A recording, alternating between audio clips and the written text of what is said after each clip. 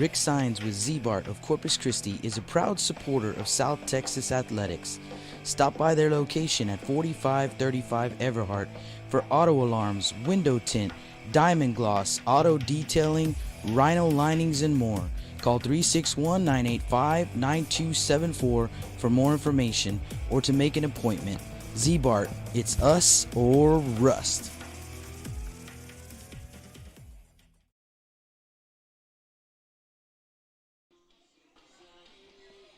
Good afternoon, high school baseball fans. Welcome back out to Cabinets Field. We're still riding a high from that first ball game of the day. And we're still trying to catch our breath from that one. But we've got another ball game here to call, and perhaps two. Bishop Badgers looking to get the win in this game 2 of this series to force a game 3. So it's the Bishop Badgers and the Banquete Bulldogs. Jake Vasquez and Rudy Trevino with the call for you here in this one. And Rudy, man, have you caught your breath yet from that last ball game? Yeah, I still can't believe what happened, but I finally starting to catch my breath, and I think I saw Magic 81 said, "Breathe, Rudy, breathe," because, I mean, in that top of the 7th inning, it was just unbelievable. I mean, that's just the word we could say is unbelievable. And for those of you just joining us who did not see that game, it was the Veterans Memorial Eagles and the Ray Texans in game 3 of their series. They split the first 2 games, and the Ray Texans, man, they were 2 outs away from advancing to the next round, and things just unraveled. They ended up with the bases loaded, and Dalen Pena, the Veterans Memorial Eagles, hit a grand slam. They would score one more run, and the final in that ball game was 6-2 Eagles, scoring all of those runs in the top of the 7th inning. It was absolutely insane. I couldn't believe I got here just in time. So craziness here at Cabinets, and you know what? It won't shock me if we see craziness again in this ball game right here. Absolutely. And, we talked about it a little bit earlier, me and Justin, is like, it's really hard to beat a team, 3 times in a row. Well, that's what the Banquete Bulldogs have done against the Bishop Badgers. And now they're looking to do 4 games in a row, but the Bishop Badgers are going to try to do what the Ray Texans did after losing 3 in a row. They forced into a game 3 and put them on the ropes. And I can guarantee you the game plan coming into this ball game, Jake, for the Bishop Badgers is they need to get on the board early and put some pressure on Banquete. Absolutely agree, and I'm sure that coaching staff over there agrees with you too. And for the Banquete Bulldogs, they're gonna just be Banquete Bulldogs, do what they do best. And like you said, they've seen these guys twice in district and already once here in the quarterfinals and beat them 3 times. So they're very familiar with these Bishop Badgers and very confident in what they do. And so they're just going to try and give their best effort, just be Banquete Bulldogs out there and get the win and advance themselves to the next round. Epic battles between these 2 ball clubs, Rudy, and let's talk about that real quick, and then we'll get to starting lineups. I was looking at it last night, and I wrote it down, and I did not take a picture of it, but but I was looking at it last night. Let me see if I left it on my. No, I didn't. I deleted it. But the last time these 2 teams met up was in 2015, and they met. The only time I could find, in the past 10 years that these 2 teams have met up in the playoffs was in the Region 4 final for a chance to go to state, and the Banquete Bulldogs swept in that series 2-0, and they advanced to the state tournament. And I believe the Bulldogs, and actually, Rudy, that was in 2016. In 2016, they met up in the regional final for a chance to go to state. So the Bulldogs were the ones that advanced in that series. And like I said, in the past 10 years, I went 10 years back and couldn't find anything further than that. But in the past 10 years, the only other time they've met up, and the Bulldogs are looking to do the same thing here in 2021 that they did in 2016. So that was 5 years ago for the Bulldogs.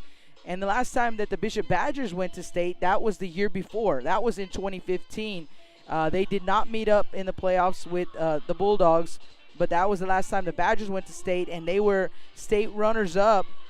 They lost 4-3 to, I believe it was West.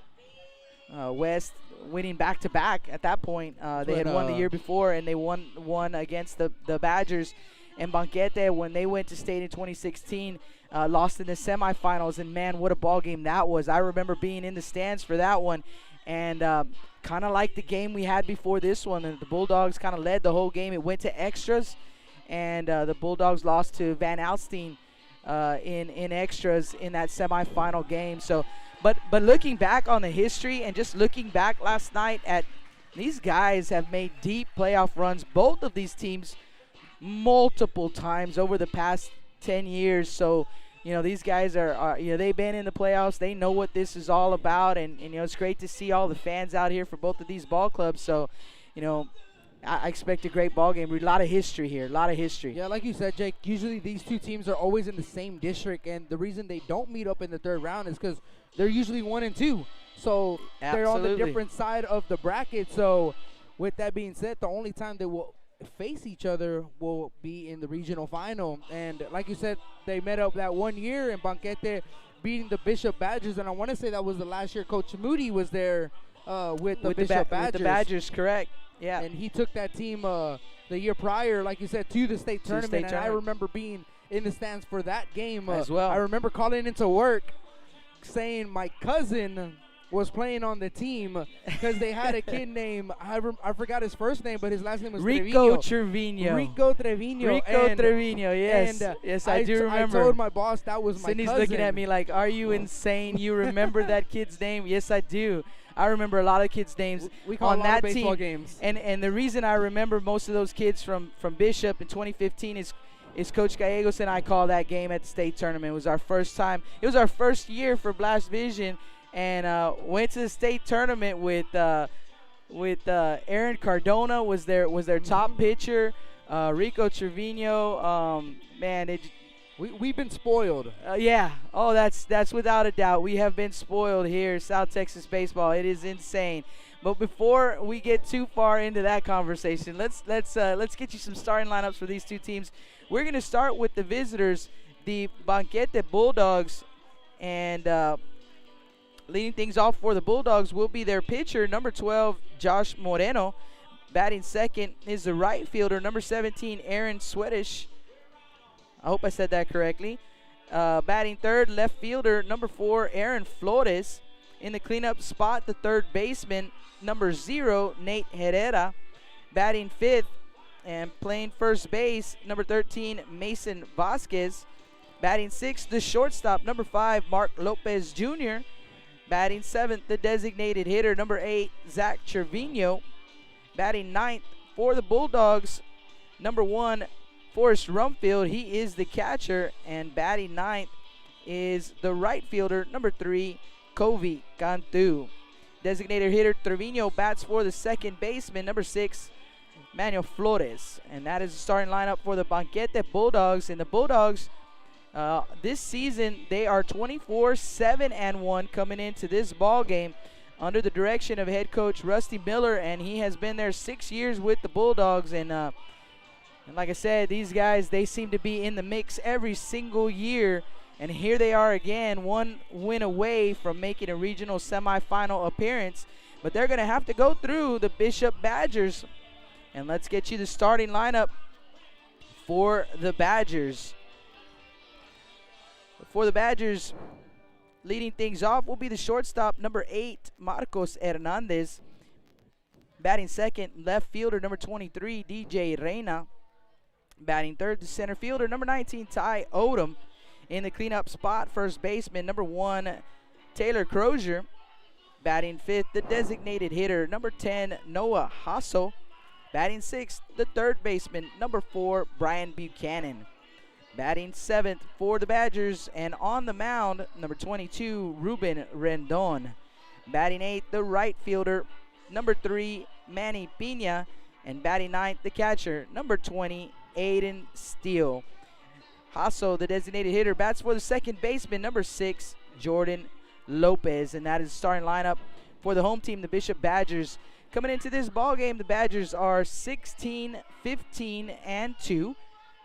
And they are under the direction of head coach Mike Medina. He has been there 5 years with the Bishop Badgers. And kind of full circle, Rudy. Now, Coach Corky Gallegos, an assistant coach with the Bishop Badgers. And it was these Bishop Badgers that took us to the state tournament for the first time ever. And funny how things end up, right? You know, and now he's an assistant coach over there with his former assistant coach Mike Medina. Absolutely, Jake. And then, you know, don't let that record of the Bishop Badgers fool you guys. If you actually look at the guys they actually played this year, they're nothing but 5A and top dogs in the 4A level as well. So that record does not reflect the team of the Bishop Badgers. And, Jake, I was counting right now. Banquete Bulldogs on an 11-game win streak right now, going all the way back into the regular season. And the Banquete Bulldogs sweeping George West in the playoffs, 3-2, 13-0. Then they beat Santa Rosa in a one-game playoff, 11-0. The Bishop Badgers swept the Odom Owls 7-4, 11-2. And then they swept Lyford Bulldogs 6-3 and 11-2. And right now they are in a battle here in game 2, losing 3-2, where the Bishop Badgers, they had a runner at second base in the the top of the 7th inning, but unable to get that run in. So the Banquete Bulldogs scoring all 3 of those runs, Jake, in the first inning. And then the Bishop Badgers did a good job of quieting the bats and not allowing another run, but just unable to get another run in to tie that ball game up. Yeah, let's look back at the district play. They met up on March 26th for the first time, and it was a 6-0 win for Banquete. And then the Bulldogs, again, getting a big win about a month later. April 24th was the date. 9-1 was the final. So, like you said, hard to beat a team 4 times in a season. But, you know, we saw with the series that we just did, you know, and also, you know, with the other 5A series, Gregory Portland Wildcats, you know, they got those 4 wins against the Carroll Tigers. So it's tough to do it, 4 wins in a season, but it can be done, and that's what the Banquete Bulldogs are looking to do here today. And like you said, for those Bishop Badgers, man, the game plan has got to be to jump out early, put some pressure on the Bulldogs, and try and force a Game 3. So we expect a great ball game between these two teams. It's going to be a lot of fun. And Jake, before we go into that segment, so it looks like that game just went final. Hebronville got the win 6-4 over London, as London was trailing 6-3. They had the tying run at second base, unable to get them in, and that game is going into a Game 3 out in San Diego. And we talked about it in the game that we had right before this one. You know, when you talk about baseball, Game 7, that's the pinnacle, right? That's epic. You go to Game 7, that's epic. Well, for high school baseball, and Ben was the one who said this last night, for high school baseball, it's Game 3. And, you know, you get to a Game 3, and, man, that's a good series. Those are a couple of good teams. And so, you know, that's the number 4 team out of this district, Hebronville, taking it to Game 3 against the district champion London Pirates, and what a series they're having over there. And it was a tight ball game in Game 1 as well. And then also, Jake, going on today in the 4A level, the Sinton Pirates need one more game, Jake, to move on, and they are already, the Teloso Midway Warriors are awaiting the winner of that series. So if the Sinton Pirates can hold on to their 6-0 lead against Sweeney in the top of the 5th inning, it will be a Sinton Pirates versus Teloso Midway Warrior regional semifinals, and no matter what, we will have somebody in the regional final here in the Coastal Bend. Amazing. In 4A. Amazing. Isn't that? Wow. You said it a little while ago. We have been blessed, and we have. Like, to be able to see this caliber of baseball at every level, Rudy, every level here in the Coastal Bend, it's amazing. I mean, look, don't get me wrong. There are some years where, you know, you have a year like like 2019. like 2019. Yeah, yeah, where those Valley schools, man, they were tough and dropped some big boys, in the second round of the playoffs. But we talked about it earlier. They got CCISD and Coastal Bend got their revenge this year. But I'll tell you what, man, the level of play, the defense we've seen this year. I mean, the crazy thing about these two ball clubs right here, and the London Pirates and the Sinton Pirates and I mean, they COVID because of COVID, they couldn't travel for the early tournaments, so they had to play each other. And iron sharpens iron, Rudy. And so you talked about already that the Bishop Badgers don't take them lightly because of that record. They played some really tough opponents, and so did the Banquete Bulldogs early in the season. And now you see it. These deep runs are the product of that. Them being able to see those tough teams. I saw London early on take some lumps, but I also, you could see early in the season flashes of greatness of what they could be, playing against some tough teams. They played the Gregory Portland Wildcats. Both of these teams, I believe, played the Wildcats. They played the Calallen Wildcats too. They played Veterans Memorial. They played the Ray Texans. We had well, London. Remember, London beat Veterans Memorial in the second tournament or third tournament. So yeah, no, these teams, don't get it wrong. These 3A guys can absolutely flat out play baseball. And I sent out a tweet earlier in the week, Jake, and in 5A, 4A, and 3A, half of the field in Region 4 are all Coastal Bend teams. Amazing. Just amazing, man. It's awesome. I mean, you can't say enough about what these coaches in this area do with these kids, but a lot of that is and they'll tell you themselves, it's these kids, man. They live it, they breathe it, and when you can get them to play together as a team, and you don't have any superstars, right? They all just come together as a team. Nobody cares about themselves. They're all in it for the team. Special things can happen, and that part of it, getting them to play together as a team, that is on these coaches. That is them selling the culture and getting these kids to buy in on that. And that is what, that is where you give your hats off to the coaches. I know they're going to give all the credit in the world to the kids, and they should, because it's these young boys that go out there and these young men that go out there and they ultimately, they got to play the game. But the coaches and creating winning cultures, that is all on the coaches, and we've got some great ones here in South Texas as well. Absolutely, Jake. And then just one more thing is, if the City Pirates can hold on, Jake, 7 out of the 12 teams in 3A, 4A, and 5A will be in the Coastal Bend area. 7 out of 12.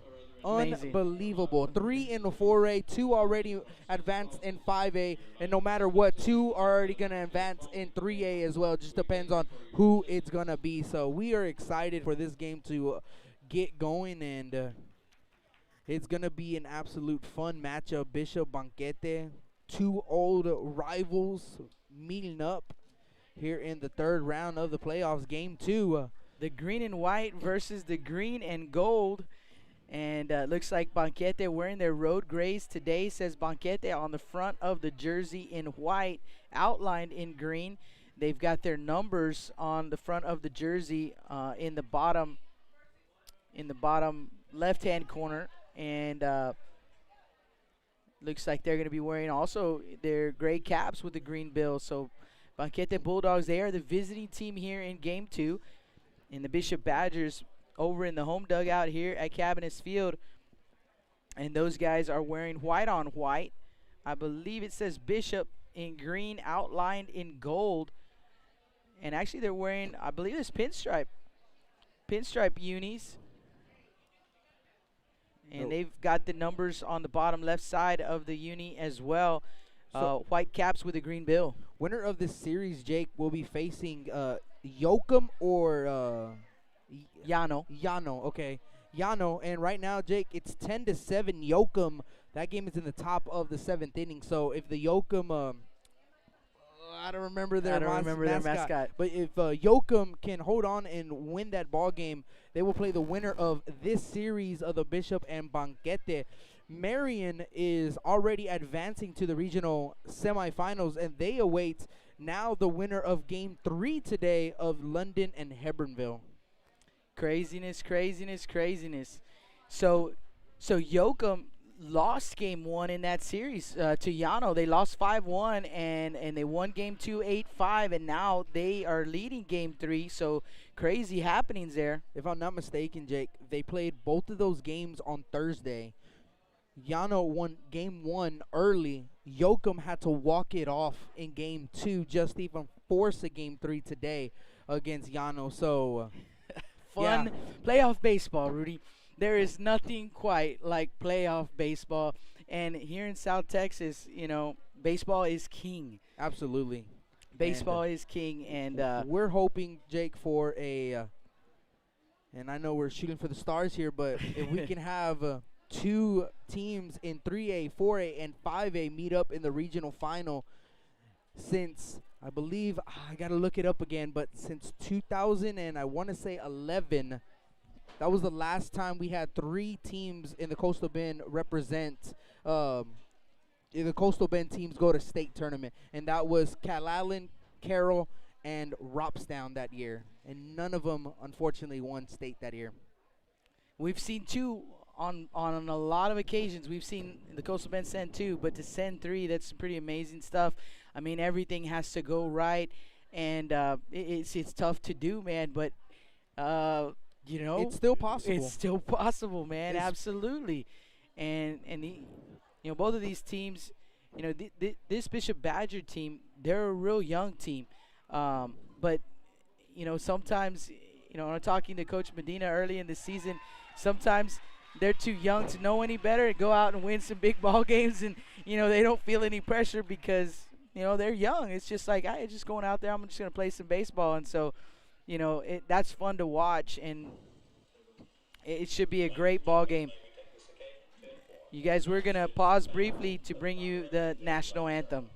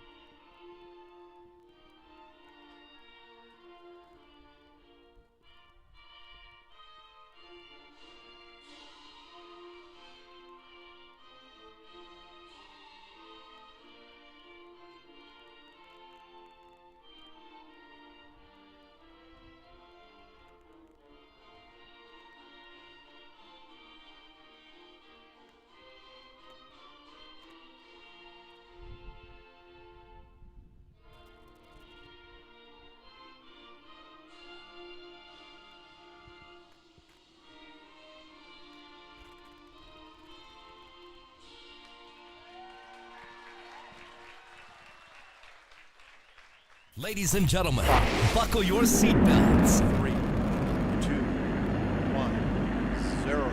It's game time. Lift off. So sit back and enjoy the ride right here on Blast Vision.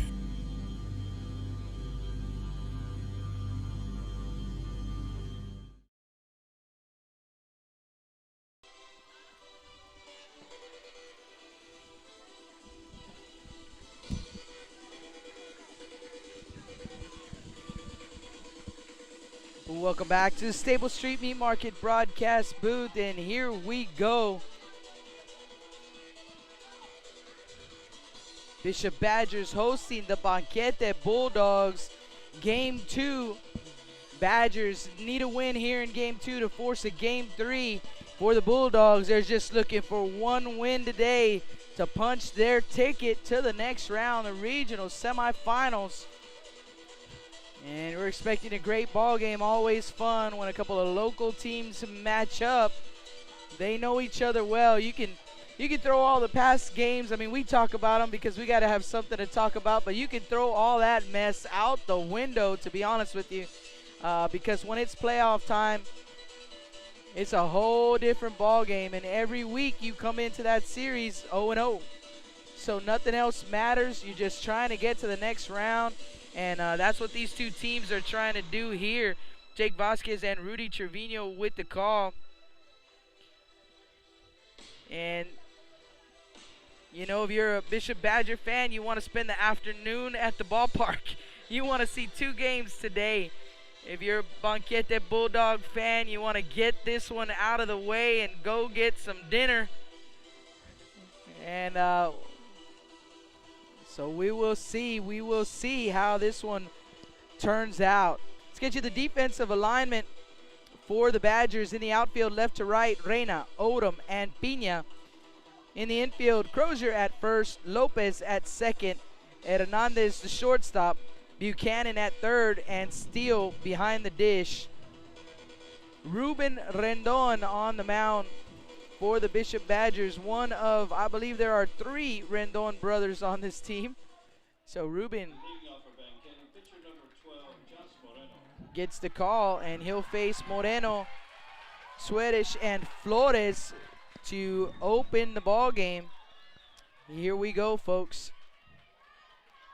Game 2 about to get started. It was scheduled for a 3 o'clock start time, but with that first game running a little behind, our first pitch of the ball game will start right at 3:46 for a strike, and off and running as Josh Moreno. He is the pitcher at the plate. Here's the pitch, and that is going to miss for ball 1. 1-1 the count.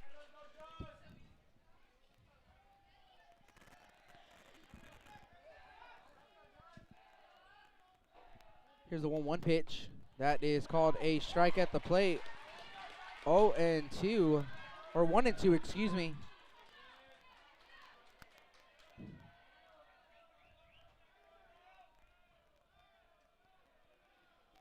Here's the pitch. That's going to miss for a ball. 2 balls and 2 strikes the count.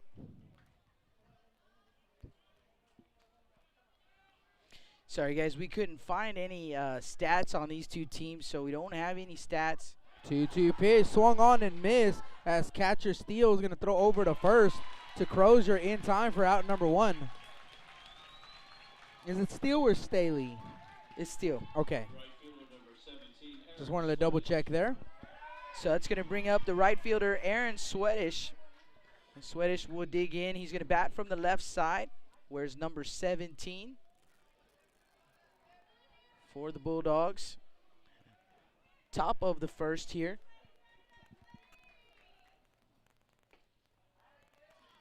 And that pitch, first pitch, going to miss for ball 1. 1-0 the count. So 1 ball, no strikes to the batter, Moreno. There's a 1-0.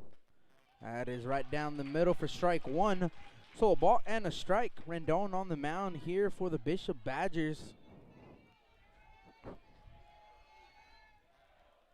Here's the 1-1 offering. 2-seamer. That's going to miss away. Nice little late movement on that fastball, Jake. Definitely a 2-seamer. Going away from a left-handed hitter. Here's a 2-1 pitch. That is low. 3-1 now the count. So Swedish. He bats from the left side. Swedish.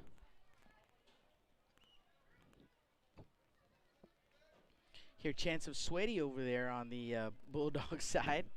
3-1 pitch. That's going to find the zone on the inner half for strike 2. So 3 balls and 2 strikes is the count to the batter.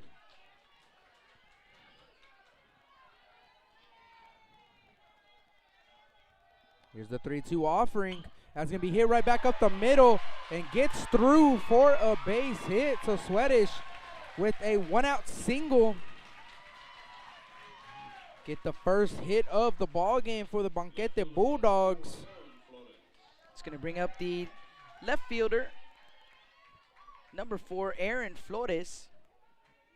So Flores will dig in 1 on, 1 out here in the top of the first. Want to say hello to Clara Gaitan checking in, rooting for the Bulldogs. Magic 81 on the chat as well. You guys don't forget to hit us up on the chat there on the YouTube chat and let us know where you're watching from. First pitch to Flores in there for a strike. Let us know where you're watching from. We'd love to give you a shout out on the air. So hit us up on the chat and don't forget to hit the subscribe button so you don't miss any of the action. 0-1, the 12-6 curveball just gonna miss for ball 1. So 1-1 the count to Flores.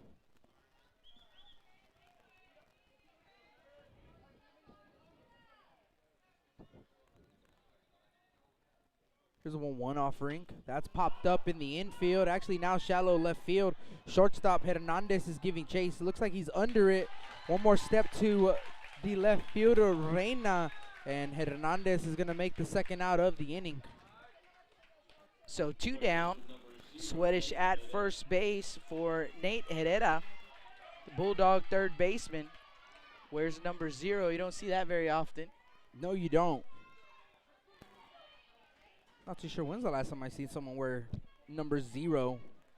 High school, I don't think I've ever seen it. In the pros, Adam Ottavino, the only guy that I know wears a 0.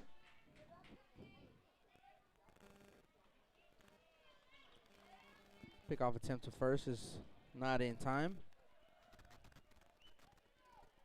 So Herrera at the plate. First pitch. That's high for ball 1. 1 ball, no strikes. To the batter, Nate Herrera.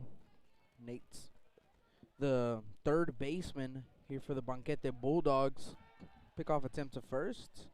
It's not in time. And Jake, I'm not sure, have we done a game for Banquete this year? This is our first Banquete game that we have done.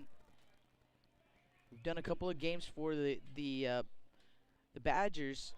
The Badgers were in some tournaments where we were at early in the season, and we got to see them. We didn't get to do any Badger district games. In fact, we didn't get to do any of the 33A ball games this season. So our first look at the Bulldogs. 2-0 pitch is going to miss high and away. Ball 3, 3-0. 3 balls and no strikes as Steele is going to go out and he's going to talk to his pitcher, Rendon. Try to get back onto the same page. 3 balls, no strikes, 2 outs.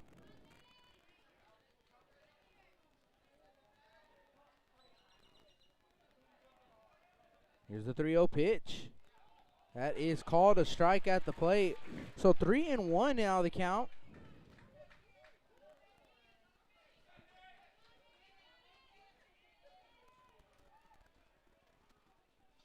Here's the 3-1 offering. Fastball is going to catch the inside corner. Strike 2. So 3 balls and 2 strikes.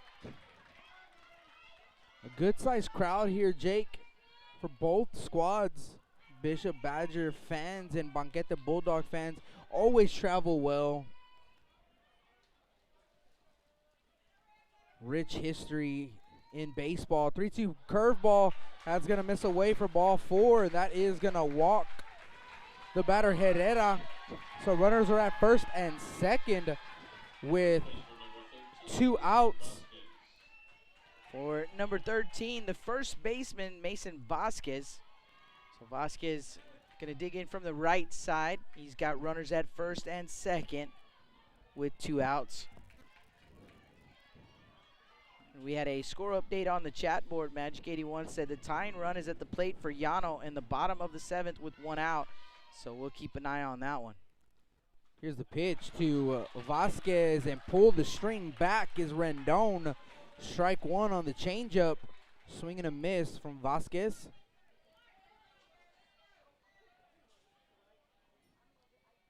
The balls and a strike. A couple runners on here for the Bulldogs. Vasquez is going to call time, granted by the home plate umpire. Vasquez, big kid. He is the fifth hole here for the Banquete Bulldogs. I like the unis as well, Jake. I like the gray on gray. Yeah, I like the gray on gray too. I like the charcoal gray. That's where it's at. 0-1. That is low, ball one. They got the white pinstripe down the leg, trimmed in green. I like the style of the numbers. Just pretty cool Bulldog unis right there. Got the drip. Got the drip. Got that drip. There's a 1-1 pitch. That's high, ball two. 2 balls and a strike. To me, I think my favorite uniforms are still the Carroll Tiger baby blue unis that they wore. I think since when they beat Gregory Portland in that ball game 10-0, and yeah, those uniforms are just absolutely filthy. Pickoff attempt to second base, and they are gonna nab him out at the bag. And you see Swedish, he was just caught sleeping over there at second base. So a pickoff attempt, and it works perfectly. So for the Bulldogs here in the top of the first, no runs on 1 hit. There were no errors, and 1 man left on base. We go to the bottom half of the first. The Bulldogs 0, the Badgers coming to bat. You're listening to Blast Vision Live here at Cabinets Field.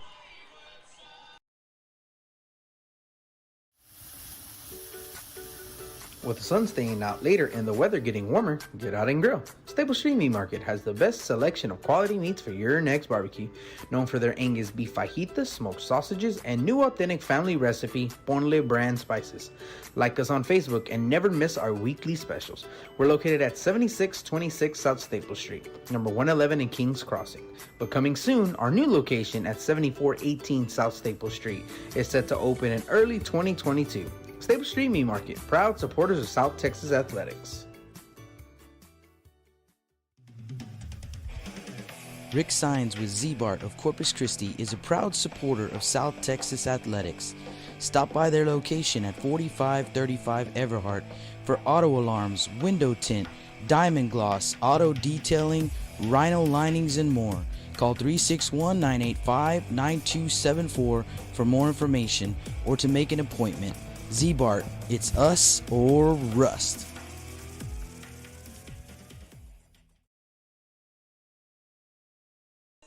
Welcome back to the Staple Street Meat Market broadcast booth. Jake Vasquez and Rudy Trevino with the call for you here in this one.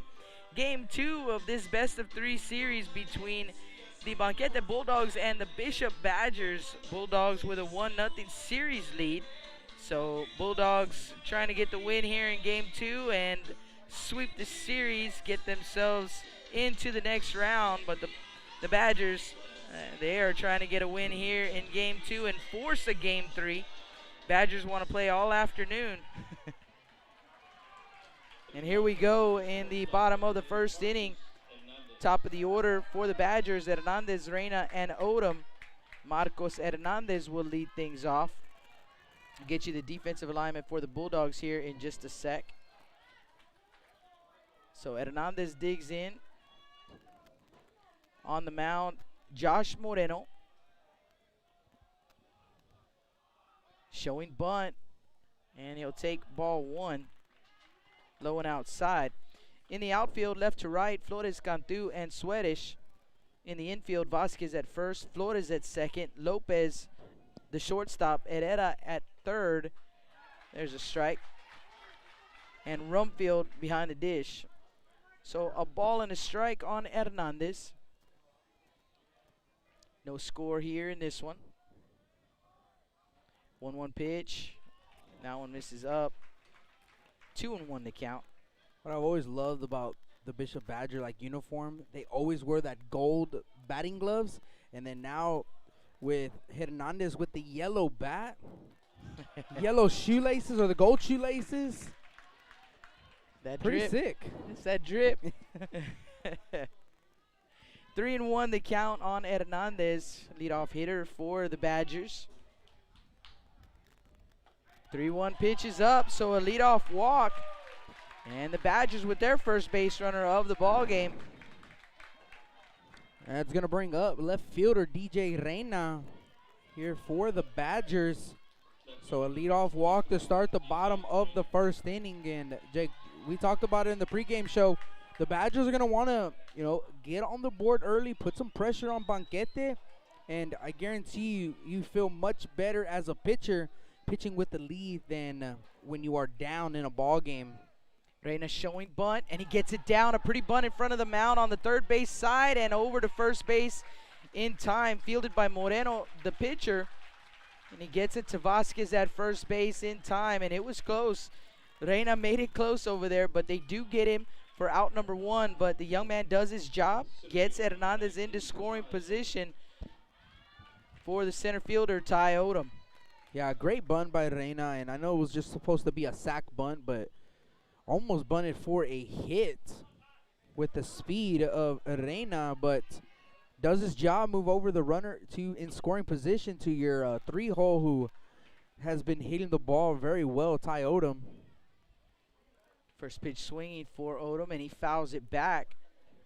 So 0-1 count.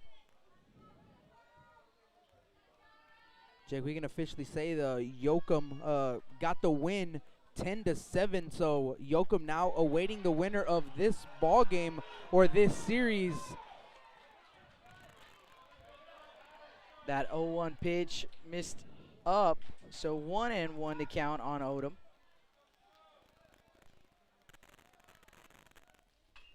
And that pitch going to be popped up right side of the infield. Coming in is first baseman Vasquez, and he'll make the grab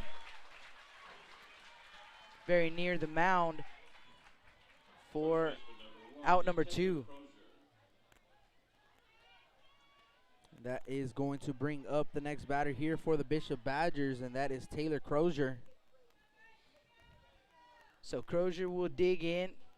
Hernandez at second base with two down here in the bottom of the first. Crozier was 1 for 4 last ball game against the Banquete Bulldogs. Scored a run in that ball game as well. Swing and a miss on the first offering from Moreno. Had a double in that ball game.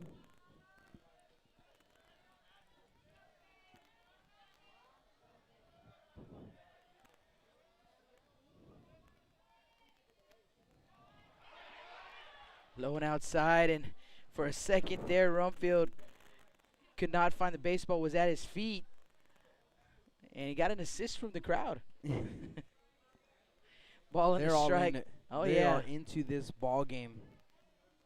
I know it's early on in the game, but both schools with a rich tradition of baseball, and the fans know it in attendance.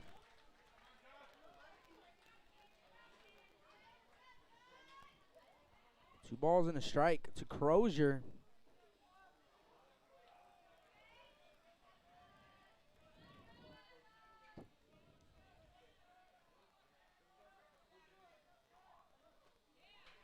There's a strike, 2-2.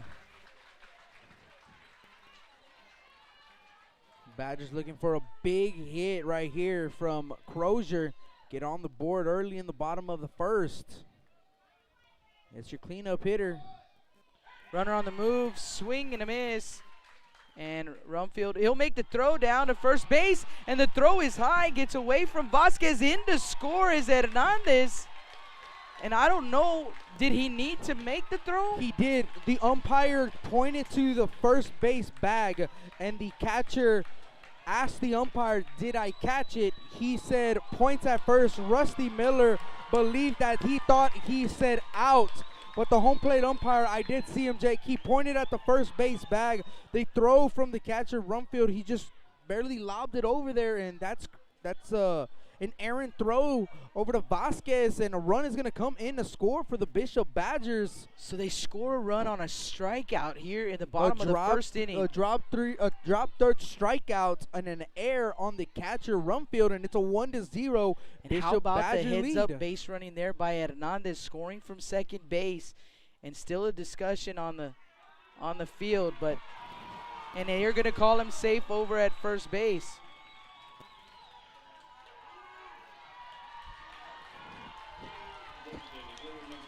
And also, you know, like you said, heads up base running, but Coach Gallegos over here in the third base coach's box, green light all the way, Jake. You know, that ball it's a live baseball, and you keep playing until the umpire calls them out. They never did. So 1-0 Bishop Badgers, a crazy run for the Badgers, but they would definitely take it in this ball game.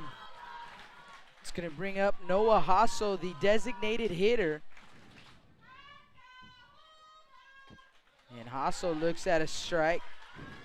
Start his at bat. So Crozier at first base. What a wild bottom of the first inning. So already some craziness here in this ball game. Yeah, crazy sequence in that at bat.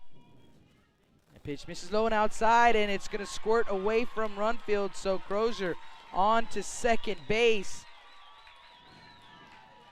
1-1 to count.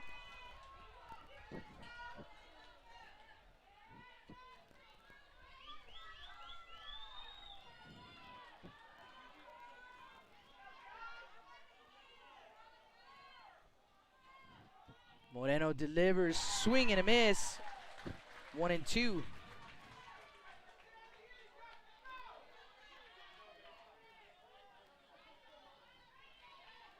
Noah Hasso was 1 for 3 in game 1. He drove in a run, and it was an RBI double for Hasso. And he looks at a pitch low and outside, so 2-2 the count. Yeah, the batting stance of Hassel, he's very closed off. As you can kind of see, his body is aiming towards that right center.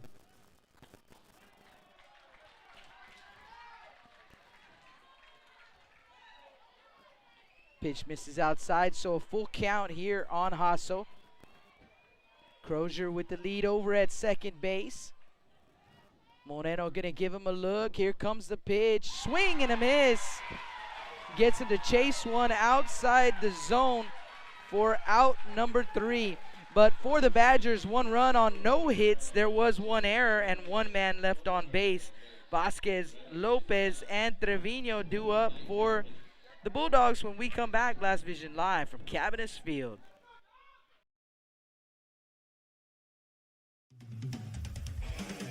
Rick Sines with Z-Bart of Corpus Christi is a proud supporter of South Texas athletics. Stop by their location at 4535 Everhart for auto alarms, window tint, diamond gloss, auto detailing, rhino linings, and more. Call 361-985-9274 for more information or to make an appointment. Z-Bart, it's us or rust. Lithia Chrysler Jeep Dodge and Ram of Corpus Christi is a proud supporter of South Texas athletics. Come by and see us at 4313 South Staples in Ottotown. We'd like to wish all of the local teams the best of luck this season from your friends at Lithia Chrysler Jeep Dodge and Ram.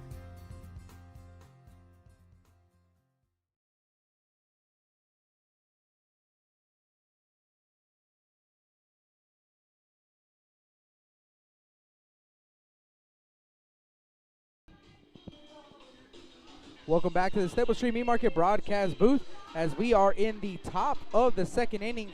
Our score 1-0 Bishop Badgers on a, like we said, weird sequence in that at bat for Crozier, but the Bishop Badgers will definitely take that run no matter how they can get any runs. So they have a run on the board and they lead 1-0 going to the top of the second inning. Due up, it is 5, 6, and 7 Vasquez, Lopez, and Trevino. Mason Vasquez, the first baseman, will come back. He was in his at bat that they picked off the runner at second base. First pitch is a pitch that misses away, ball 1. That was 1-0. Sweatish, so they picked off Sweatish during his at bat, and the count was 1-2, or rather, no, it was 2-2. 1-0 pitch is swung on and missed, and a great changeup by Rendon. We've seen it a couple times already early in this ball game, but pulling the string back, and the Banquete Bulldogs way ahead on that pitch. The 1-1 offering. Fastball is going to miss low and away. So 2 balls and a strike. Jake, it's 7-0 Sinton Pirates in the top of the 6th inning. 2-1 is low, ball 3, 3-1, and they still have bases loaded with 1 out. So all Sinton Pirates in that series.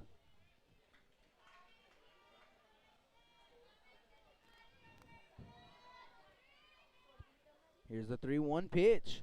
That is low, ball 4. So a 5-pitch walk issued to Vasquez. Gets the leadoff man on for the Bulldogs. It's going to bring up the shortstop, Mark Lopez Jr. Shortstop number 5, Mark Lopez. So London and Hebbronville going to a game 3. That game looks like it's slated for a 4:15 start time, so about 5 minutes away, and we'll try to keep you up to date in that ball game. Pickoff attempt to first is not in time. Know this young man, Mark. For several years, he was a bat boy for the Moody Trojans, and his dad, Mark Lopez Sr., played for the Trojans. Graduated in '91. He was a catcher for the Moody Trojans. First pitch is up and in for ball 1, 1-0. So Mark Lopez Jr., he's also the starting quarterback, and I believe he's a sophomore this season. He started last year. 1-0 pitch. That's going to be hit right back up the middle for a base hit. So runners at first and second with nobody outs. Comes through with a base hit, and so 2 men on, first and second for the Bulldogs. Got the tying run in scoring position for the designated hitter, Zach Trevino. Well, Lopez shoots it right back where it came from. So he is at first base. Vasquez now at second. Trevino he's showing bunt already. He's going to let everybody know. Here's the pitch, and that is high for ball 1, 1-0. So trying to play a little bit of small ball, answer back from the Bishop Badgers, scoring 1 in the bottom of the first inning. Talked about in the game previous, Jake, they're trying to throw some blows, and the Badgers throwing the first punch in this ball game. Pickoff attempt to second, close, but not in time. So 1 ball and no strikes to the batter, Trevino. That time you saw the shortstop Hernandez come over to cover. Pickoff attempt was Rendon to Lopez. I mean, the actual pickoff was Rendon to Lopez. There's a strike. 1-0 pitch is called on the outside corner. 1-1 the count. Didn't show bunt there this time.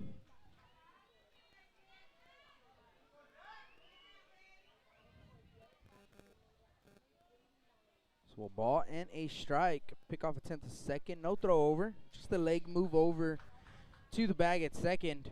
Nobody covering for the Badgers. Crozier playing right in front of Lopez. Third baseman Buchanan, even with the bag. Here's the 1-1 pitch, and that's going to be grounded right through the left side for a base hit. As they're going to round second, Vasquez is going to get home safely as the throw is offline. And they're going to advance another 90 feet on the errant throw from Reina. And it is a 1-1 ball game here in the top of the second. So an RBI single for Trevino, but more importantly, he advances to second base on the throw. So now 2 runners in scoring position, nobody out here for Forrest Rumfield in a tie ball game. Infield of the Badgers are going to play in normal depth, Jake. Well, actually, corners are in. Middle infielders playing in normal depth. Here's the first pitch to Rumfield. Fouls it straight back.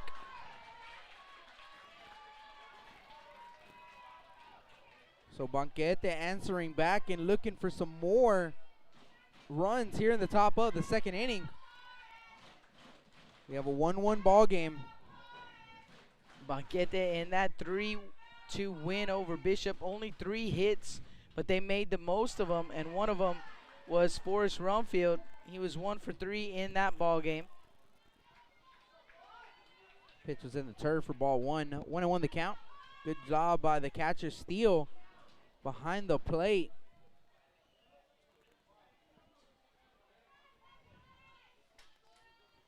So a ball and a strike. Rendon working from the stretch. Here's the 1-1 pitch. That is low in the turf again. Ball 2. 2-1 now. And again, a good job by Steele right there. Took it off the chest protector and kept it in front.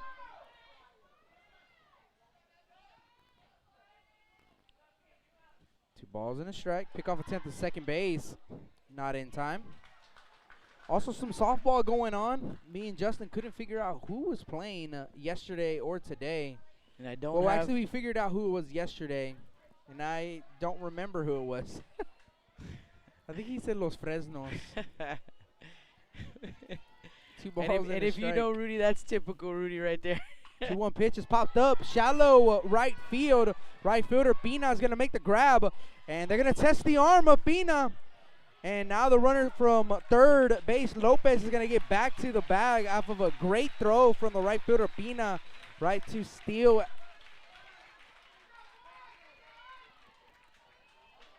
So 1 down now for Kobe Cantu, the Bulldogs center fielder. Still first and second with 1 out. That ball was hit too shallow to test the arm, and when I saw Lopez break to the plate, I was like, oh, it's going to be very quick or he needs an errant throw. But heads up base running from Lopez, and he realizes that it was a good throw. He just made his way back to the bag at third. His first pitch to Cantu is right down the middle for strike 1. 0-1. Cantu the 9-hole, and then we go back to the top of the lineup for the Banquete Bulldogs. Here is the 0-1 pitch. That is going to miss for ball 1. 1-1.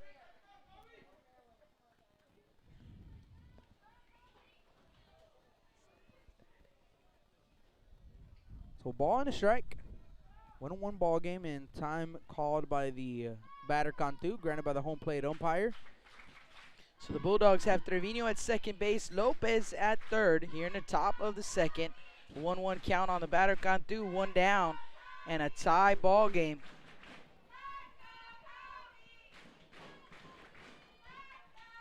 Here's the 1-1 pitch, and that is away. Ball 2. 2-1 now the count.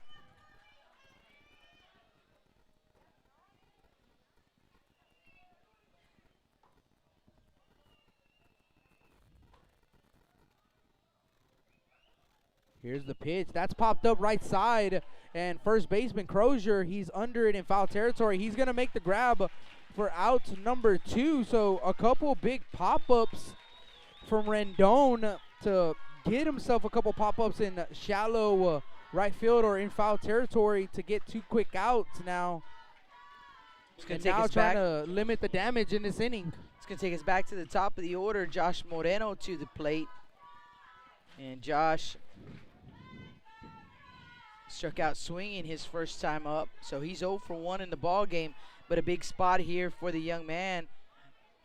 Second and third with 2 outs, and like you said, Rendon so far dancing around trouble, but he still has to go through Moreno. Here's the first pitch, high for ball 1. 1-0.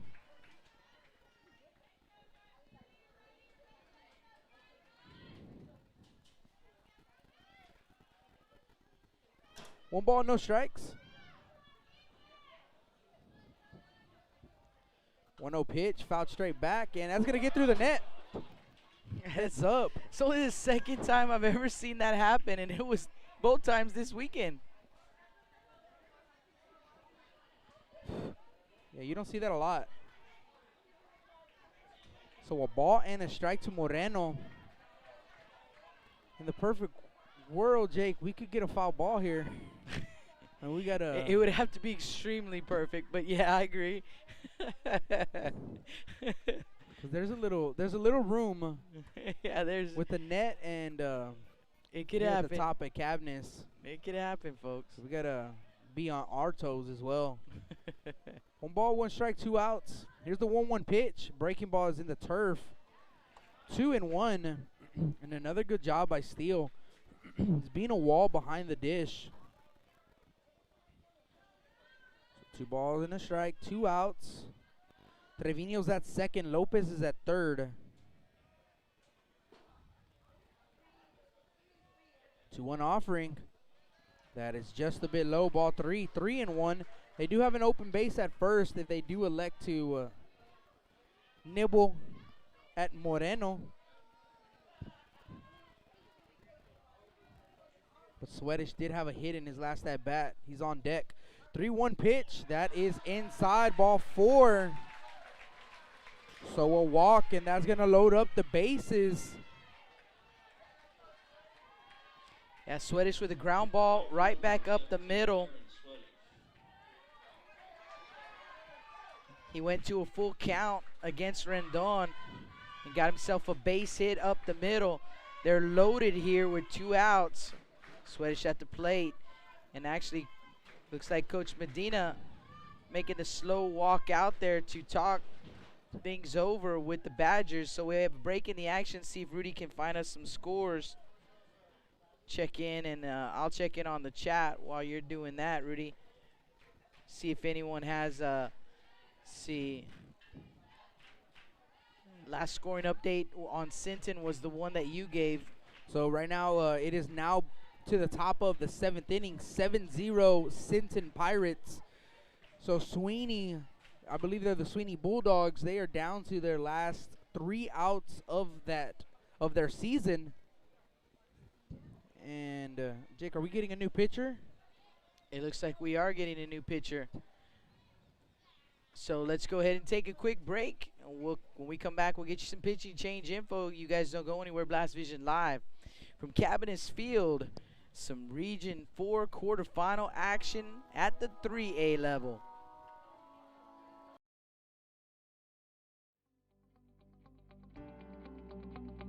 .361hsblast.com, your newest source for Coastal Bend 5A baseball and football news. Matt Rogers, Jake Vasquez, George Vondercheck, Stu Duncan, and Pete Garcia, positively spotlighting student athletes, coaches, programs, and schools through insightful features, video, game stories, stats, fan polls, schedules, rosters, and so much more. You can find us on Facebook, Twitter, and Instagram. 361hsblast.com. Come check us out. Johnny Luna with AutoNation Chevrolet, Cadillac, GMC, and Buick, inviting everyone into the dealership to take a look at the inventory, including brand new 2021 models. But wait, there's more. AutoNation also has the biggest selection of pre-owned cars in town. Free window tint with purchase of any vehicle when you mention you heard this ad on Blast Vision Live. Come and get sold and rolled.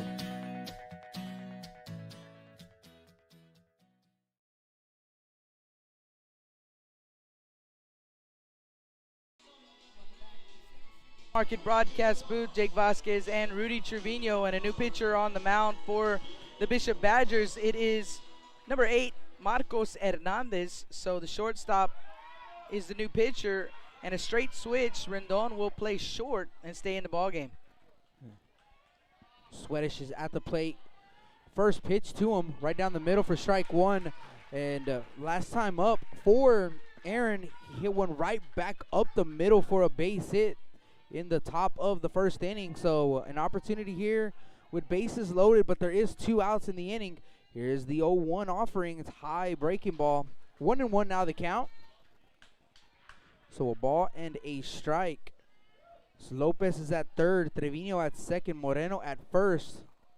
1-1 offering, and that is going to be rolled over right to the first baseman, Crozier. He's going to flip it over to Hernandez at first in time for out number 3. How about Marcos Hernandez right there getting the Badgers out of a big jam with bases loaded. But the Bulldogs do tie it up here in the top of the second inning. And our score Bulldogs 1, Badgers 1. We'll head to the bottom of the second inning. Badgers coming to bat. Blast Vision live from Cabinets Field.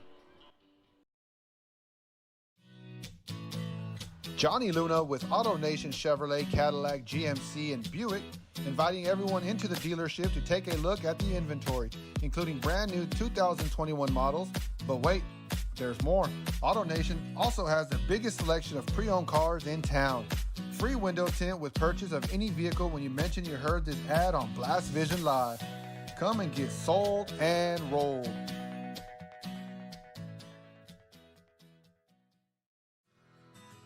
When I think of Snowball, I think of the hot Corpus summers of my childhood and trips to the original Snowball located at 3830 Baldwin. And now, Snowball 2 has taken that Corpus Christi staple to the south side. Located at 7114 Saratoga, they're your one-stop shop for your favorite snacks. Frito pies, hot Cheetos and cheese, hot dogs, pickles, candy apples, and ice cream. And of course, those amazing snowballs you remember from back when you were a kid.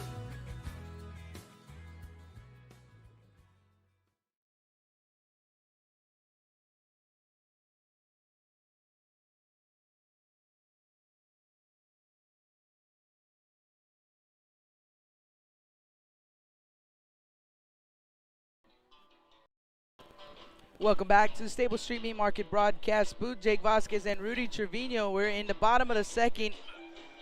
All tied up, 1 run apiece here in this one. And here in the bottom of the second, the Badgers will send up 6, 7, 8 in the order. Buchanan, Rendon, and Pina. Josh Moreno back out on the mound for the Bulldogs. So the Badgers taking a 1-0 lead in the bottom of the first, but the Bulldogs answering back in the top of the second. They did leave them loaded, though, but they got the one that they needed to tie it up, and the first pitch to Buchanan misses low for ball 1. So a 1-0 count on the Badger third baseman. And the 1-0 pitch from Moreno is going to miss outside for ball 2. 2-0.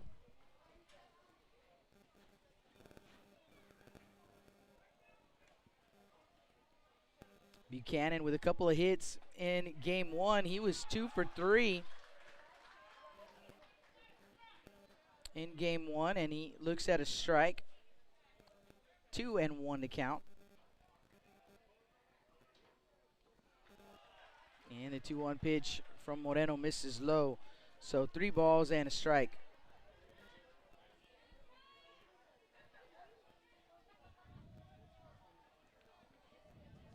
From the windup, 3-1 pitch on the way, and that's going to miss up for ball 4. Jake. So, sorry to interrupt you, but no, leadoff walk. a leadoff walk. Hebronville, they're starting quick. They're up 1-0 over London in the top of the first inning. So second time that the Badgers in as many innings get the leadoff walk, and the last time he came around to score, those leadoff walks, more times than not, come back to haunt you. So you're going to have to work around that, and they'll face the now shortstop, Reuben Rendon. And the first pitch is low, so 1-0 count on Rendon.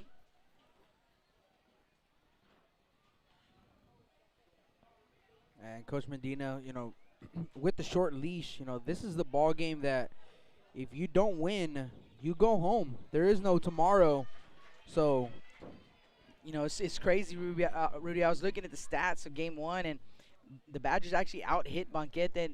9 hits for the Badgers, 3 hits for Banquete. But Banquete, absolutely made those hits count. They scored 3 runs, like you said, all in the bottom of the first inning, and then let their pitching do the rest. And it was young Mark Lopez on the mound who got the win. He went a complete game effort for them in game 1. 7 innings thrown. He allowed only 2 runs on 9 hits.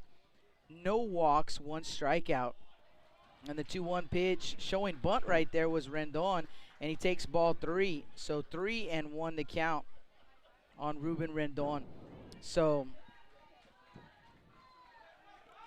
Good teams find ways to win. All kinds of ways to win. Again, showing bunt, and there's a strike, full count.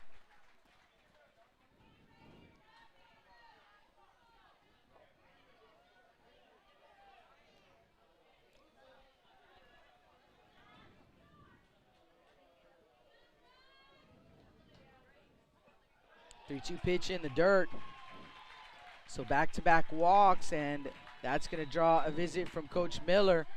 Definitely not how you want to start this inning, and we may have a pitching change. You see the third baseman, Herrera, going into the dugout. That might be it for Moreno, and that is it for Moreno. So we're going to take a quick break. When we come back, we'll get you some pitching change information for the Bulldogs.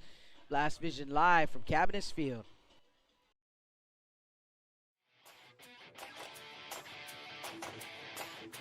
Chris Bernal with LB21 Tournaments and Perfect Game, hosting the best youth baseball tournaments in South Texas. Best youth baseball tournaments in South Texas. LB21, supporting youth baseball in the Coastal Bend area.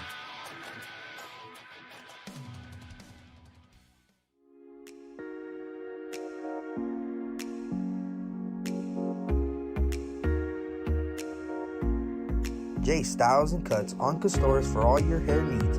Call them at 361-854-7246 to make an appointment today. J Styles and Cuts, proud supporters of South Texas baseball.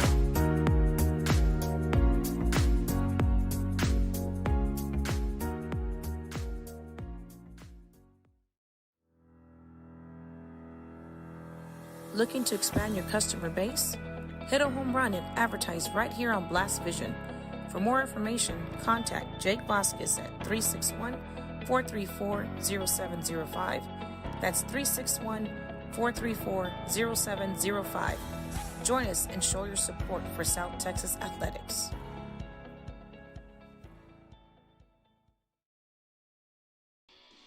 Welcome back to the Staples Street Meat Market broadcast booth. Jake Vasquez and Rudy Trevino with the call for you in this one. A pitching change. New pitcher on the mound for the Bulldogs, and it is going to be number 0, Nate Herrera. So Herrera, and just like the Badgers, straight switch as Moreno will stay in, and he will play third base. So new third baseman is Moreno, and Herrera on the mound. Can't give you the final line on Moreno just yet. He's responsible for the runners at first and second, Rendon and Buchanan. And probably going to get flagged for some music. They play it loud here at Cabinets Field. Really super cool graphic up on the board. I don't know if you guys can see that over on the scoreboard, but pretty cool graphic they have up there for the Bishop Badgers. Manny Pina, the next batter, first and second, nobody out. And he's showing bunt. Herrera delivers the pitch. Outside corner for a strike. So Rendon at first, Buchanan at second, reaching on a couple of walks to open up the bottom of the second.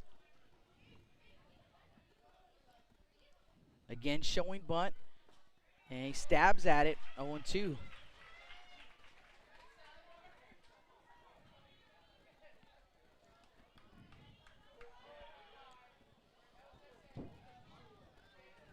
So probably not going to get a bunt here from Pina.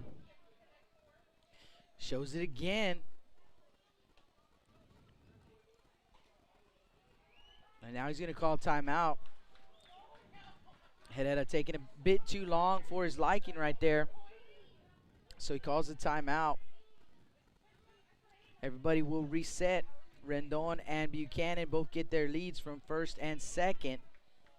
Herrera comes set at the eyeballs. Again showing bunt. Pulls the bat back and swinging away. That one squirts it through the left side. They're going to hold the runners up, but that's going to load them up. Flores, the left fielder, gets it in quickly. So they are loaded here for the Badgers. Nobody out. Aiden Steele to the plate. So Pina, like you said, Jake, he was showing bunt, pulled back, and what that allows you to do is get short to the baseball, quick to the baseball, and just try to put the ball in play. It's all he was trying to do, and like you said, it wasn't hit too hard, but hit right in the right spot. Moreno, the third baseman, unable to put a glove on it and into left field. So bases loaded with Steele at the plate for the Bishop Badgers. First pitch, gonna miss up for ball one. Little C-nice single right there for Pina. He couldn't have placed it any better if he wanted to. So Pina at first, Rendon at second, Buchanan at third, nobody out. Aiden Steele, the 9-hole hitter at the plate. 1-0 count. Herrera comes set. Here comes the pitch, and that one's going to be lifted. First base side, slicing foul, but Vasquez has room, and he makes the grab right in front of his dugout. A big out number one right there. Now the Bulldogs one pitch away. They're looking for a ground ball here to turn two, but the Badgers get the top of the order, and Marcos Hernandez to the plate. So Hernandez now the pitcher, so trying to help his own cause in this at bat, and you see the double play intact now to end the inning. Middle infielders are playing in.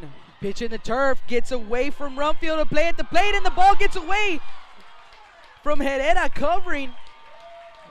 But a good thing for the Bulldogs that Flores, the second baseman, was there, because Rendon looked like he wanted to go over there from third base, but they hold him up.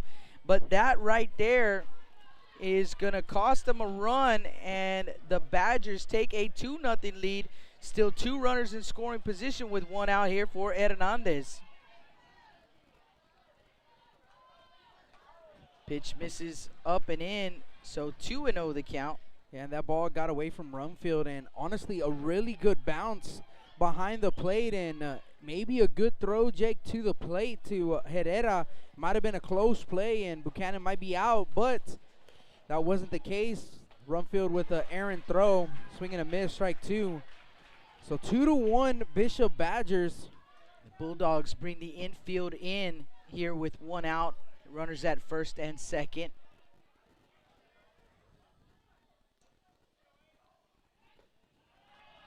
And the 2-1 pitch is going to miss low. So 3-1 the count on Hernandez. No official at bat for Marcos. He walked his first time up.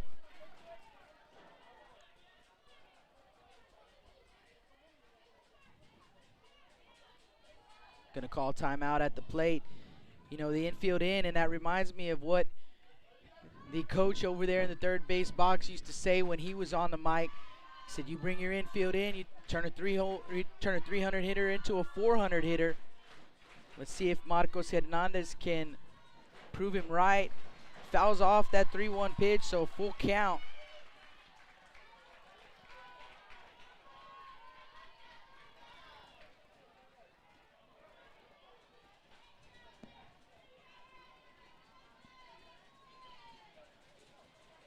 Payoff pitch, and it's going to be driven into right field. Going to get down for a base hit. Rendon will score. They're waving around Pina. Here comes the throw. It's going to go to, actually no throw as it comes into Vasquez. And there it is, Rudy. Hernandez coming through. And perhaps, you know, Vasquez, he's a tall young man. If he's playing back, maybe he has a chance to make that grab. But just no way right there, as that one's going to drop. And it is a 2-run double for Marcos Hernandez, and now a 4-1 Badger lead. DJ Reyna to the plate.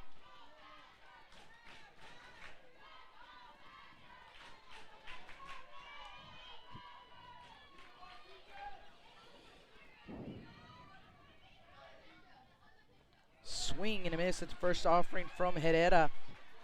Reyna with a beautiful sack bunt, his first time up, so no official at bat.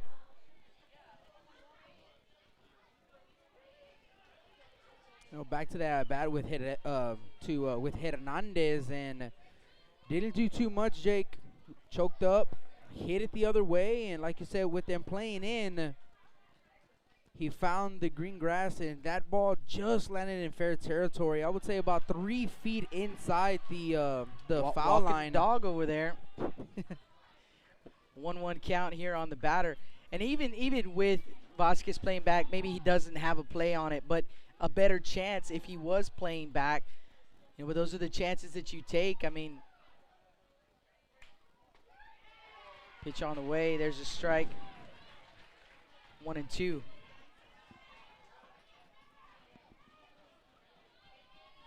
So Hernandez is at second base.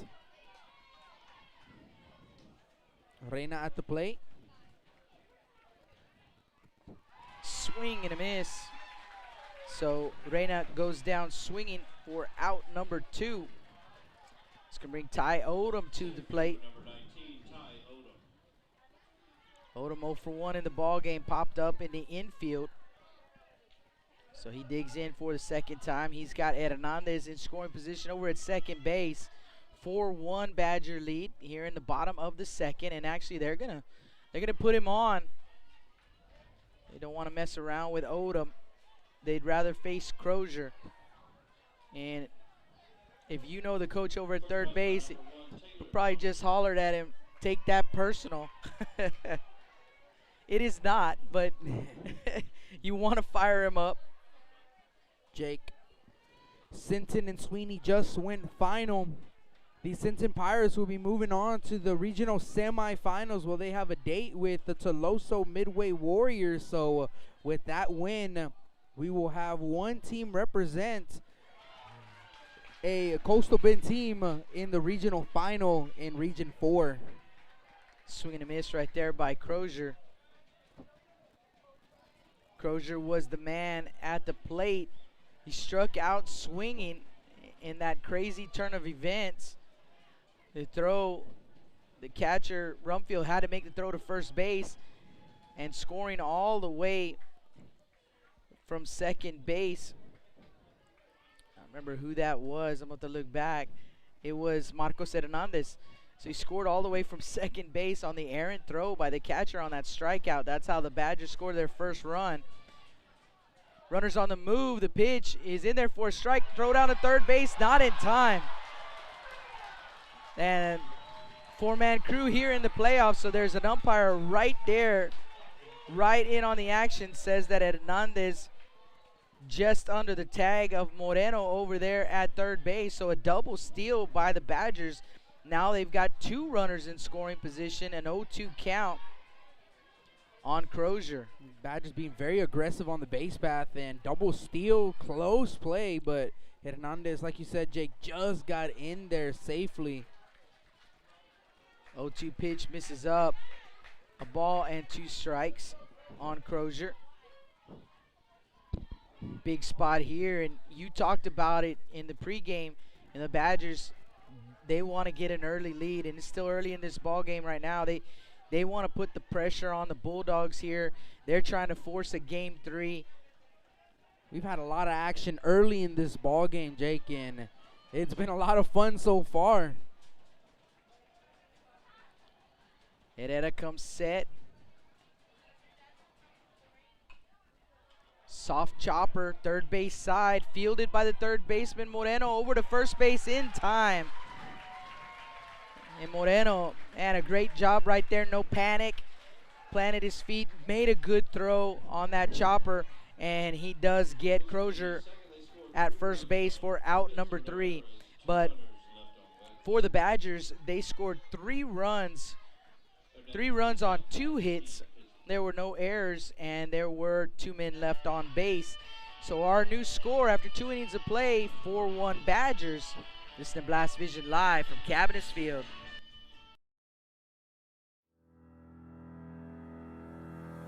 Looking to expand your customer base? Hit a home run and advertise right here on Blast Vision. For more information, contact Jake Vasquez at 361-434-0705. That's 361-434-0705. Join us and show your support for South Texas Athletics.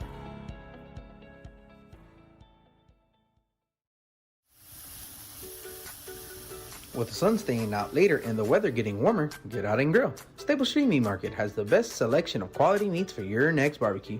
Known for their Angus beef fajitas, smoked sausages, and new authentic family recipe, Ponle brand spices. Like us on Facebook and never miss our weekly specials. We're located at 7626 South Staple Street, number 111 in Kings Crossing. But coming soon, our new location at 7418 South Staple Street is set to open in early 2022. Stable Street Meat Market, proud supporters of South Texas Athletics.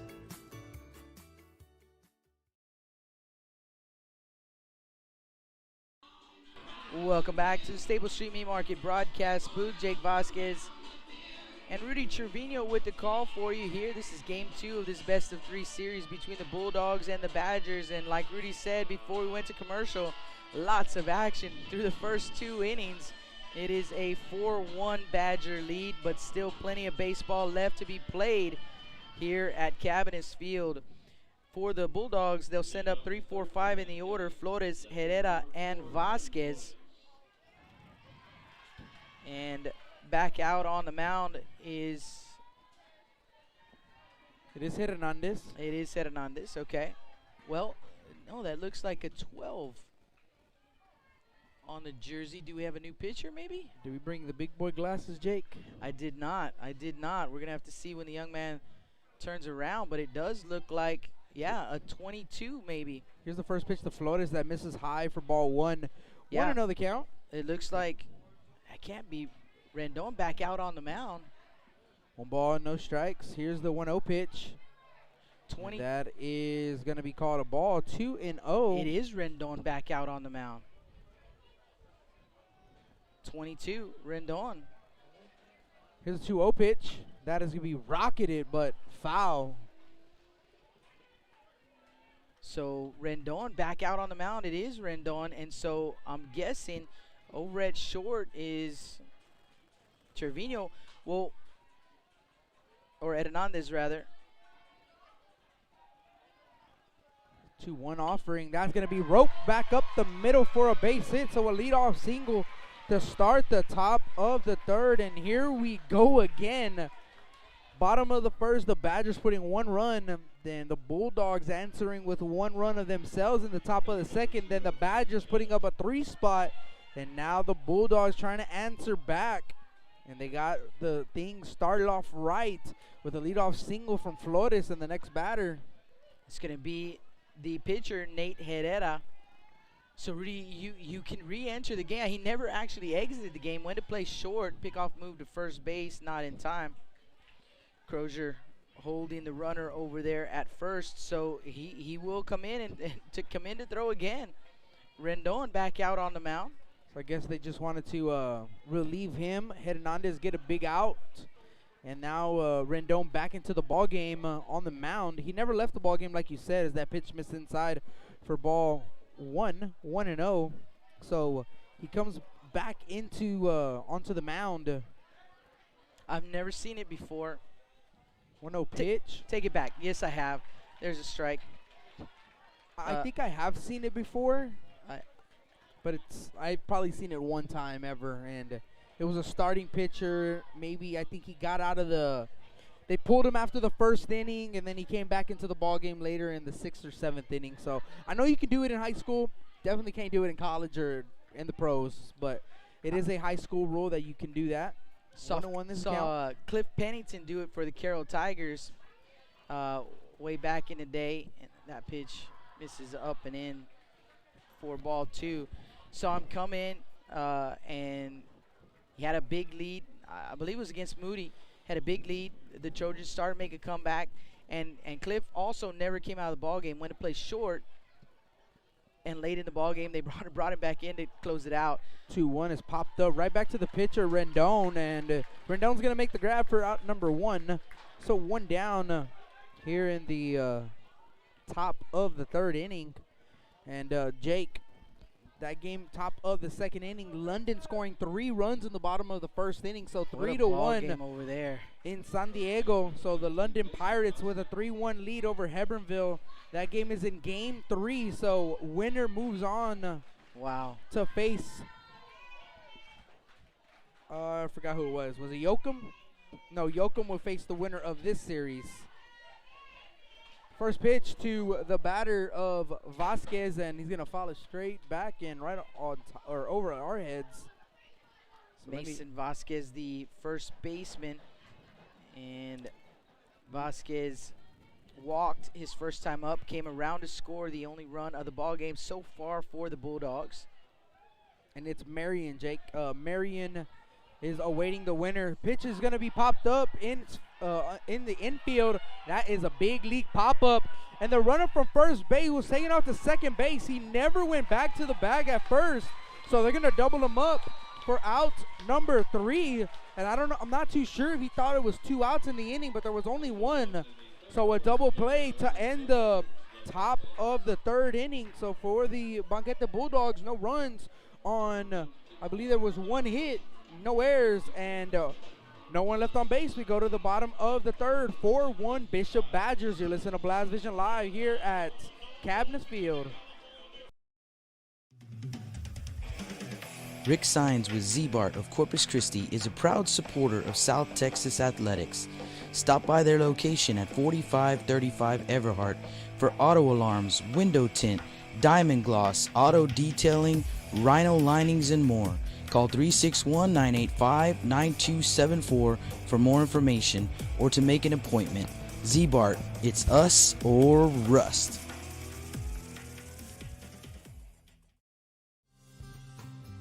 Lithia Chrysler Jeep Dodge and Ram of Corpus Christi is a proud supporter of South Texas athletics. Come by and see us at 4313 South Staples in Ottotown. We'd like to wish all of the local teams the best of luck this season from your friends at Lithia Chrysler Jeep Dodge and Ram.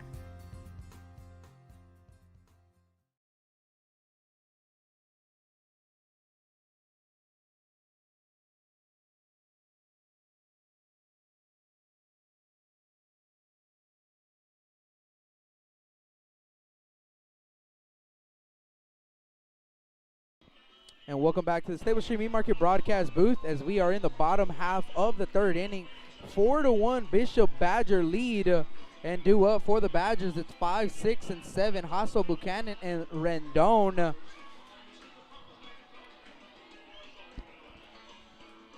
So right now, what we do know in the 3A level, Jake, is Yoakum awaits the winner of this series, and Marion awaits the winner of Game 3 of Hebbronville and London in 3A. Here we go in the bottom of the 3rd, 5, 6, 7 due up for the Badgers, Hasso, Buchanan, and Rendon. And it's Noah Hasso who will lead things off against, that is not Herrera, right?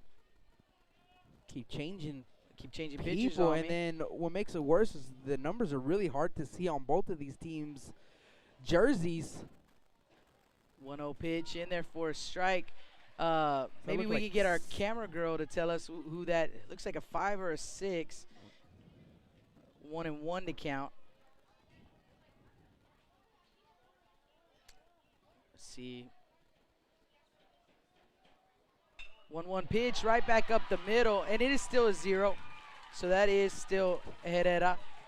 So the 1-1 pitch hit right back up the middle and a leadoff single, and the Badgers have had the leadoff man in every inning so far. So it's a good formula for success. Get the leadoff man on, and don't remember the stat, but I definitely know it's more than 50%. You will get the that guy in, and Buchanan showing bunt. So still trying to play a little bit of small ball is the Badgers. first pitch to Buchanan misses for ball 1. 1-0 the count.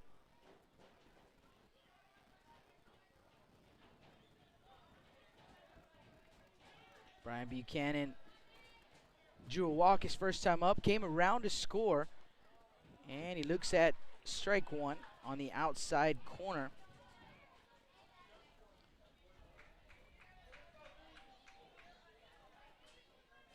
Ball and a strike. Hasso leads off first. Vasquez holds him on. Herrera with a double look on the move, swing and a miss. A throw down to second base is not in time. So Lopez tries to apply the tag, but they will not get Hasso. So it's a 1-2 count on Buchanan, but now Hasso in scoring position with nobody out. Good throw. Like you said, yeah, it was a good throw, but like you said, so far here in this ball game early on, the Badgers very aggressive on the base paths. And it helps when you have a lead, Jake. You're up 4 or you're up by 3 runs, and try to stay on the pedal. You don't want to let off the gas, and they're trying to keep the lead and move to a game 3. All gas, no brakes. 2-2 the count on Buchanan. Herrera delivers, strike 3 called. So Buchanan will go down looking for out number 1. That's going to bring up. The next batter is going to be Pitcher number 22, Reuben Rendon. Both said pitcher on Game Changer, Jake, so I was like, wait, who's hitting? Reuben Rendon. Yeah, you are is correct. at the plate. Yeah, absolutely. It sure does. Ruben Rendon now pitching once again for the Badgers. So Rendon digs in. Drew a walk his first time up. It was back-to-back walks leading off in the bottom of the second inning, both of them coming around to score. So Rendon, no official at bat, but a run scored for the young man. And I was going to come into this inning and give you his final totals, but he's back out on the mound once again, and he looks at ball 1. I can give you the final totals on Josh Moreno, although we could see him again, technically speaking. But for Moreno, 1 inning pitched, and he allowed 3 runs, 2 earned on no hits, 3 walks, and 2 strikeouts. Swing and a miss. 1-1. Right now, Moreno is on the hook for the loss, but it is still too early in the ball game. I mean, I mentioned it, of course, but way too early in this ball game. A lot of baseball. Still a lot of baseball to be played.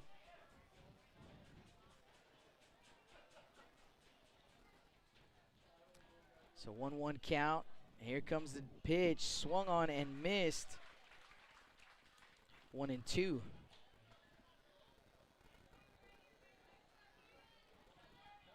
Check the chat board, and Justin Perales digging in. Justin wants to know if the Badgers put a player to coach first base. We might have to tell Coach Pignon you said that.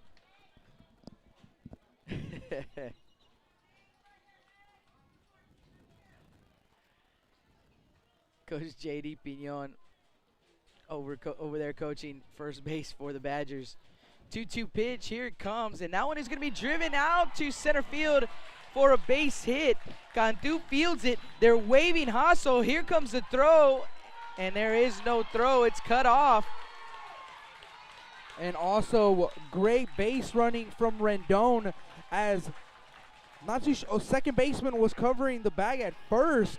He was anticipating a bunt. I'm not too sure, but the shortstop went out to cut it off, and nobody's covering the bag at second base. So Rendon just heading straight to second base, and probably RBI Coach double. Pignon noticed that, and he just said, go, go, go. And again, being the aggressors in this ball game, got another runner in scoring position, now lead 5-1 over the Banquete Bulldogs. So 5-1 our score, and Rendon in scoring position. We're going to have a courtesy runner for the pitcher. We'll wait until he comes out, and that's going to be number 16. So 16, the courtesy runner, and you see Coach Gallegos coaching him up over there in the third base box, trying to make sure he knows what's going on. And Andrew Gonzalez, we don't have him here, so we're going to add him in. But Andrew Gonzalez, wearing number 16, he is the courtesy runner. At the plate is Manny Pina. He's 1 for 1 in the ball game. So Gonzalez at second. Pina at the plate. Singled into left field his first time up, and he looks at a strike from Herrera. Justin also saying he remembers Cliff Pennington, and he remembers that game like it was yesterday. Cliff Pennington, a major leaguer. He went to Texas A&M College Station, and then he was drafted, and he's played for quite a few teams, Cliff Pennington. I want to say he was on a team that won the World Series, 1-1 count. I'm going to have to double check that one. But the former Carroll Tiger, pickoff move to first base, and they are going to get Gonzalez leaning for out number 2.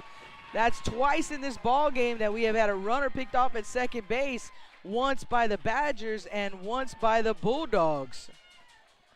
Yeah, picked him off at second base for out number 2, and a big pickoff attempt from Herrera, and Lopez applied the tag, got himself a the second out of the inning, and Manny Pina now at the plate, called strike 2 with nobody on. Let me change the scoreboard here, Jake. Quick turn of events, 2 outs now, nobody on. Little check swing right there, and he ends up hitting it to the second baseman, Flores. Flores over to Vasquez at first, and they get out of the inning. But the Badgers, they had 1 run on 2 hits. There were no errors and no one left on base. Our score after 3 innings of play, Badgers 5, Bulldogs 1. You listen to Blast Vision live from Cabinets Field.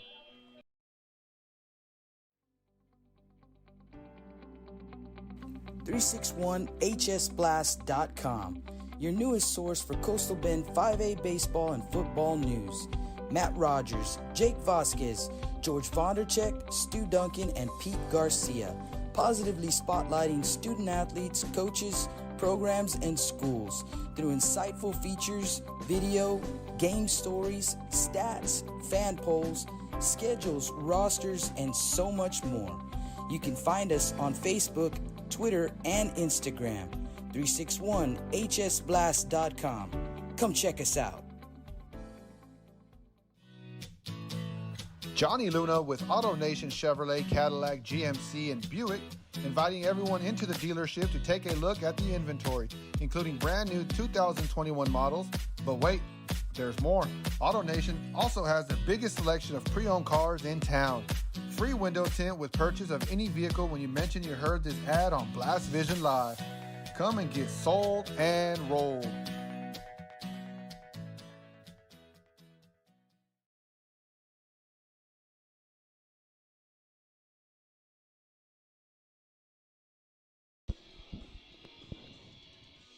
Welcome back to the Stable Street Meat Market broadcast booth, as we are in the top of the 4th inning.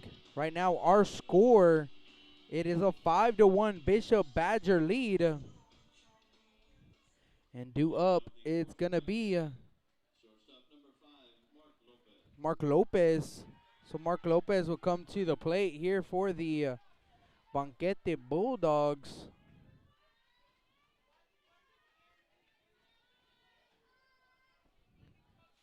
Here's the first pitch to Lopez. It's going to miss away for ball 1. 1-0.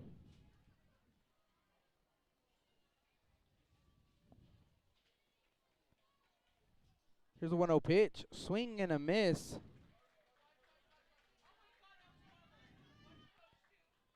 One and one now the count.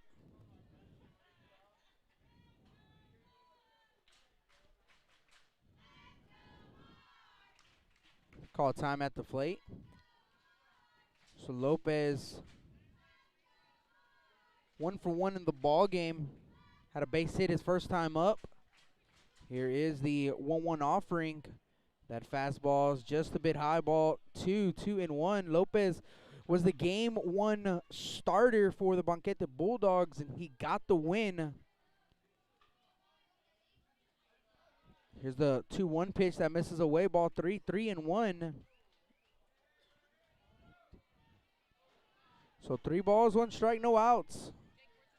Here's the 3-1 pitch, and that is high for ball 4. So the leadoff man is on here for the Banquete Bulldogs.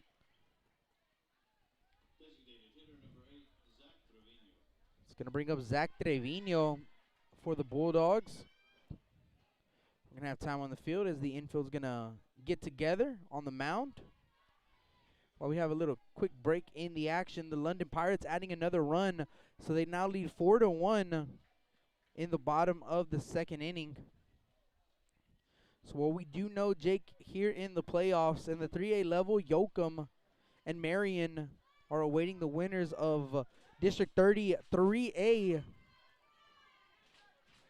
Our series, Bishop Badgers and Banquete Bulldogs, and then the London Pirates and Hebronville. Here's the first pitch, or the pitch, and that is going to be popped up and out of play.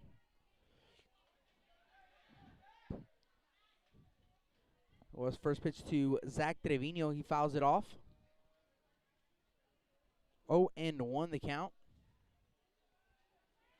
And then in the 4A level, the Sinton Pirates and the Toloso Midway Warriors next week, as that 0-1 is popped up left side, and left fielder Reina, he is a couple steps in front of the warning track. He's going to make the grab for out number 1.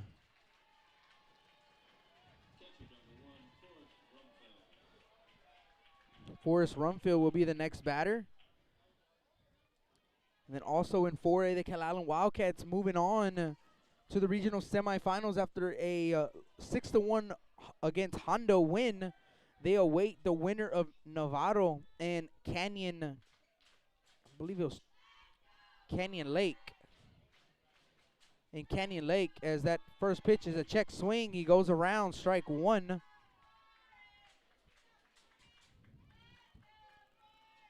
Just let me double check on that 4A side.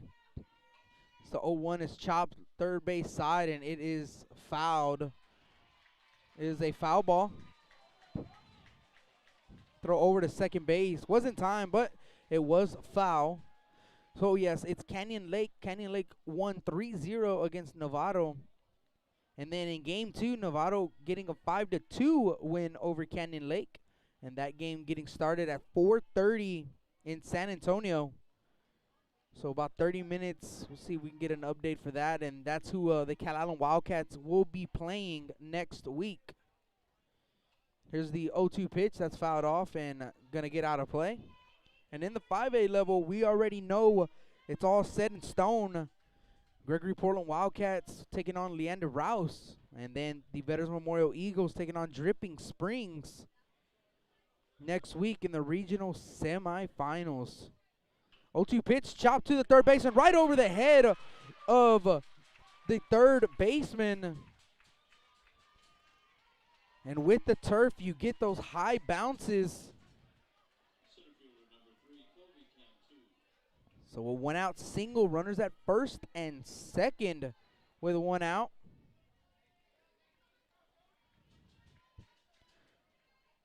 It's going to be Kovi Cantu.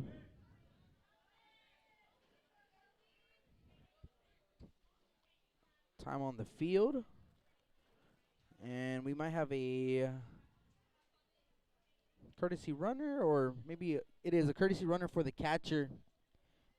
Can't see the number, but whenever I get the number, we'll get you the name on the courtesy runner. Neto Gutierrez.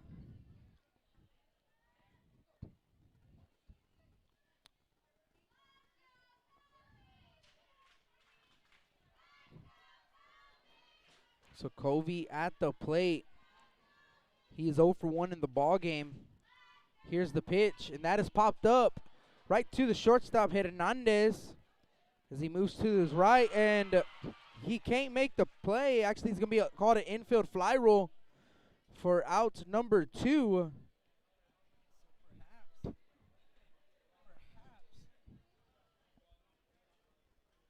Perhaps that was purposely done right there to see if maybe the runners would take off, try and get yourself a double play, get out of the inning. But it was an infield fly. I've seen that one before. It is hard to pick up the baseball, especially when it's pretty cloudy as it is here at Cabinets Field. And that could be the case. It looked like he probably lost the baseball just the way he acted. That pitch is going to be driven into center field. Center fielder coming in. He is going to make the grab. Odom for out number 3. So a scare here for the Banquete Bulldogs, unable to get a run on the board. No runs on 1 hit, no errors, and 2-man left on base as we go to the bottom half of the 4th inning. 5-1 Bishop Badgers. You're listening to Blast Vision Live. Johnny Luna with Auto Nation Chevrolet, Cadillac, GMC, and Buick, inviting everyone into the dealership to take a look at the inventory, including brand new 2021 models. But wait, there's more. Auto Nation also has the biggest selection of pre-owned cars in town. Free window tint with purchase of any vehicle when you mention you heard this ad on Blast Vision Live. Come and get sold and rolled. When I think of Snowball, I think of the hot Corpus summers of my childhood and trips to the original Snowball located at 3830 Baldwin. And now, Snowball 2 has taken that Corpus Christi staple to the south side. Located at 7114 Saratoga, they're your one-stop shop for your favorite snacks. Frito pies, hot Cheetos and cheese, hot dogs, pickles, candy apples, and ice cream. And of course, those amazing snowballs you remember from back when you were a kid.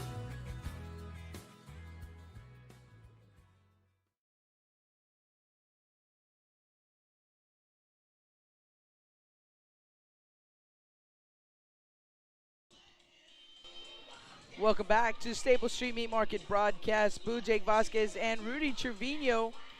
Quite a ball game here.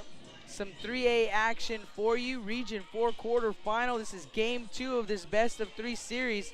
The Bulldogs got the win in game 1. 3-2 was the final there. So this is game 2.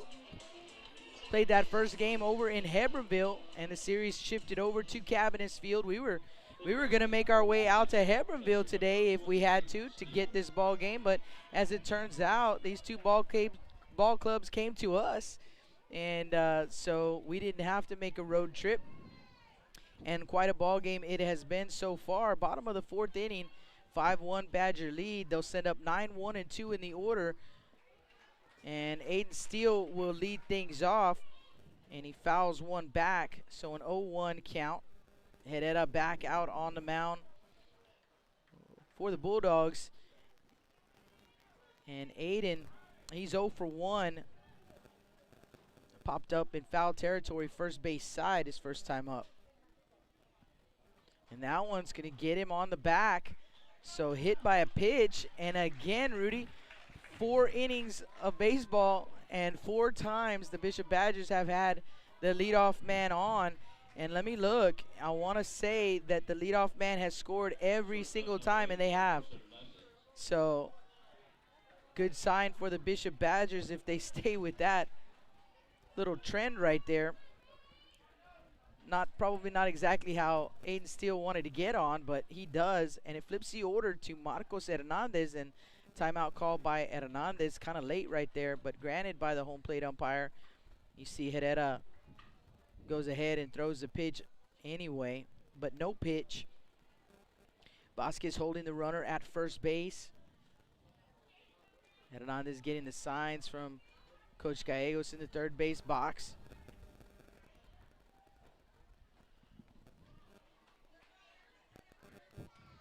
And first pitch gonna miss for ball 1.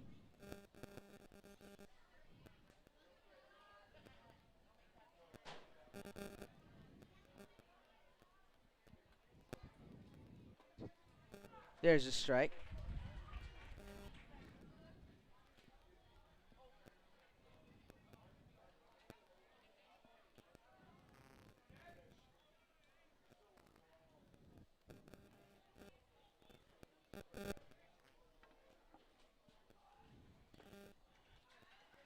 Shows bunt late right there, stabs at it, and the count is now 1-2.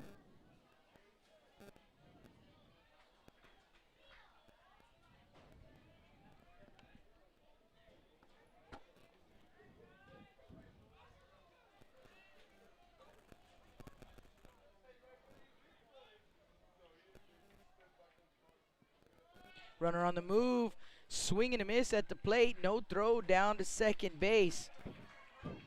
So Hernandez with the strikeout for out number 1, but still gets himself into scoring position with 1 out. A stolen bag for the catcher, Aiden Steele. DJ Reyna to the plate, Badger left fielder. He's 0 for 1 in the ball game. Sack bunt his first time up, and then a strikeout. So Reyna digs in. And Herrera delivers a bit outside with the pitch, 1-0.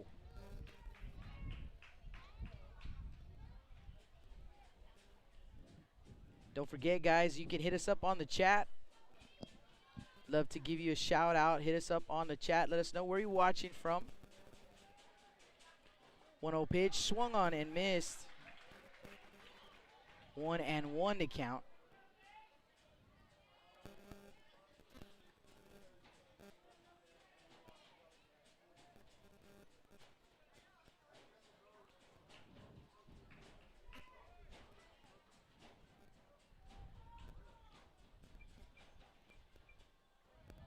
And the turf, 2-1.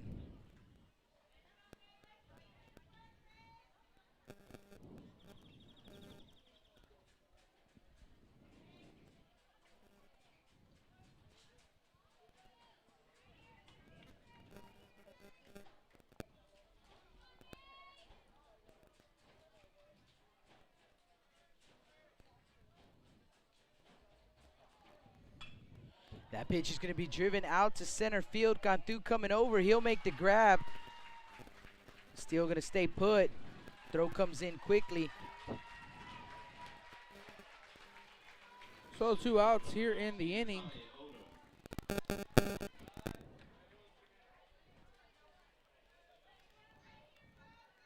going to bring up Ty Odom. So Ty Odom comes to the plate with 2 outs, and we're gonna have time on the field. Last time up, Jake, they just elected to put on Ty Odom. Let's see if they decide to do the same thing. Looks like we'll have a courtesy runner for the catcher. Steele at second base. So you're gonna put in a courtesy runner. Number 7. Yeah, number 7. Running at second base, number 7, Manny Pelagio. So Pelagio at second base. Odom at the plate. 2 down here in the bottom of the 4th inning. 5-1 Badger lead. And the pitch misses up and in. 1-0 the count.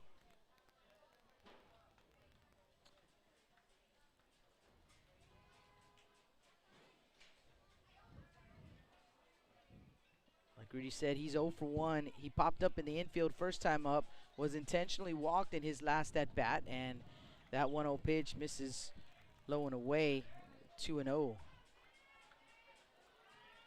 Yeah, they're going to definitely be selective, and there is the walk. So they're going to put him on. So another intentional walk for Ty Odom. Instead, they opt to pitch to Taylor Crozier. A move that worked out for them the last time they tried it. And Crozier grounding out to third base for out number 3. That was in the 2nd inning. And that one, a ground ball, fielded by the shortstop Lopez, and Lopez no throw. No man's land in between the third baseman, shortstop in the 6th hole, and Moreno's really only play, Jake, would have been to second base, but Moreno. Actually, that was Lopez, the shortstop, who fielded it. Moreno has the momentum going towards second base, so if I'm Moreno, I field that baseball, being the third baseman, and you have the momentum going to the bag. That's why you do that, because the shortstop moving all the way to his right, he would have a throw across his body or try to get the short out at third. But with both of them converging, it is now bases loaded with 2 outs, and Hasso is at the plate. Called strike run right there on Noah Hasso. Hasso singled and scored his last time up. He's 1 for 2. great point that you made right there, Rudy. And that's exactly what you saw. You know, Lopez, like you said, his momentum taking him towards third base and just couldn't, you know, the ball wasn't hit hard enough either. Would have been a tough play even for Moreno because of how softly the ball was hit. But it turns into an infield single, bases loaded with 2 outs, and strike 2. So a 1-2 count on Hasso. Hasso is 1 for 2 in the ball game, so looking for another hit and trying to keep the train and trend rolling for the Bishop Badgers.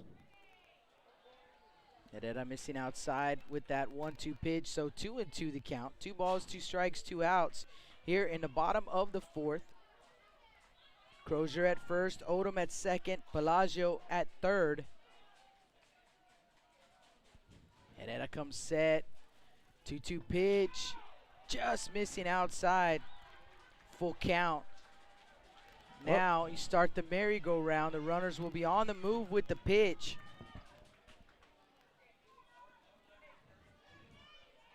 Coach Medina make sure he goes to the plate before you take off to the next bag. Comes the payoff pitch, and it's going to be driven out to center field and bobbled over there by Cantu. Kicks it all the way to the wall. The bases have been cleared. It is a 3-run double for Hasso. And an 8-1 Badger lead here in Game 2, a game that they have to win to keep their season alive and force a Game 3. And a huge hit right there by Noah Hasso, clearing the bags. And he knew that Herrera had to come to him. You don't want to walk in a run, and it was right in his wheelhouse. Got himself a good pitch to hit right over the head of the shortstop Lopez, and the ball was hit sharply, and Cantu misplayed it a little bit out in center field.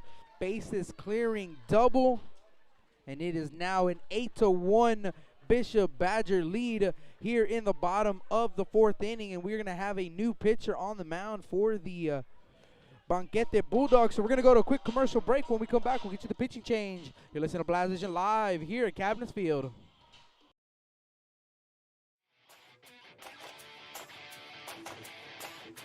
Chris Bernal with LB21 Tournaments and Perfect Game, hosting the best youth baseball tournaments in South Texas. Best youth baseball tournaments in South Texas. LB21, supporting youth baseball in the Coastal Bend area.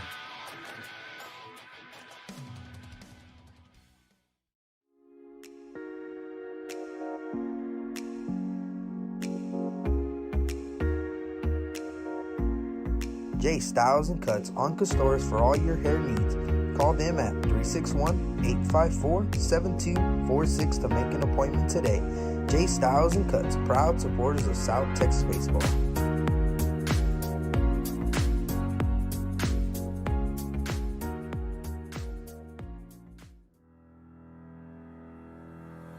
Looking to expand your customer base?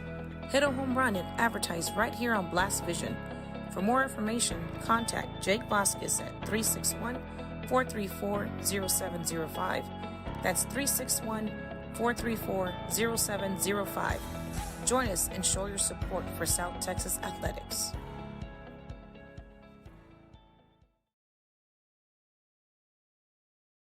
Welcome back to the Stable Street Meat Market broadcast booth. Jake Vasquez and Rudy Trevino with the call for you in this one.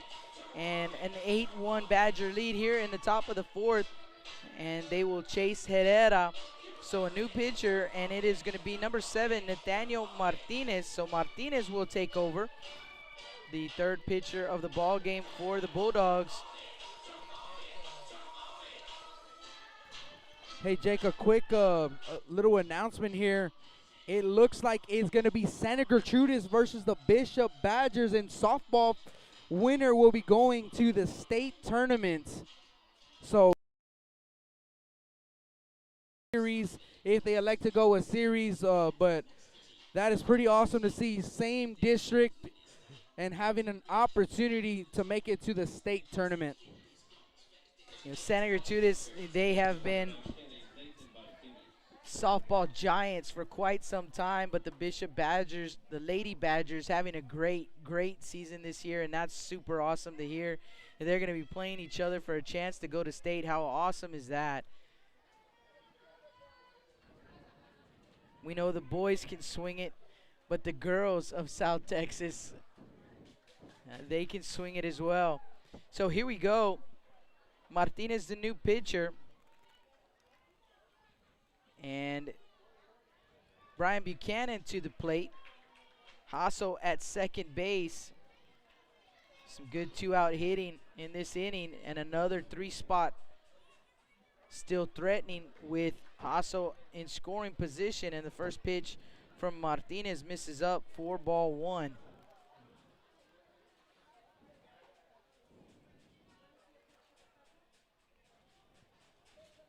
Buchanan 0 for 1, walked his first time up, came around to score, struck out in his last at bat, and he looks at ball 2, low and outside from Martinez. So far, so good for the Bishop Badgers. 8-1 lead. And like I said, this is a do-or-die game for the Bishop Badgers. They have to win this game to move on to game 3. Inside corner with that pitch. 2-1 to count.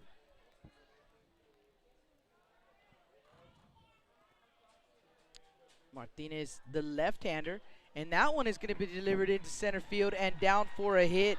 They are going to wave Hasso. Here comes the throw. It's cut off. Now the throw to the plate. So it was Cantu to Vasquez, Vasquez to Rumfield, but not in time. And an RBI double, or rather an RBI single for Buchanan. He advanced to second on the throw, but another run in for the Badgers and a 9-1 Bishop lead here in the bottom of the 4th. Ruben Rendon to the plate.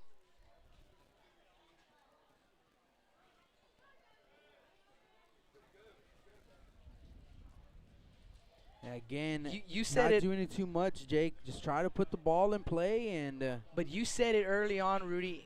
Super aggressive on the base pass. There was no hesitation. They were waving Hasso all the way. First pitch to Rendon, gonna miss outside for ball 1. Rendon, he's 1 for 1. Walked and scored, and then doubled. An RBI double for Rendon in his last at-bat. 1-0 offering from Martinez in the turf. Kicks away from Rumfield on the third base side, but not far enough, so Buchanan stays put. It's a 2-0 count on Rendon.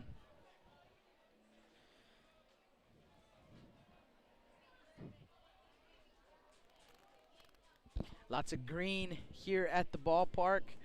Both teams' primary color is green. That pitch is fouled off. First base side, out of play. 1-2 the count.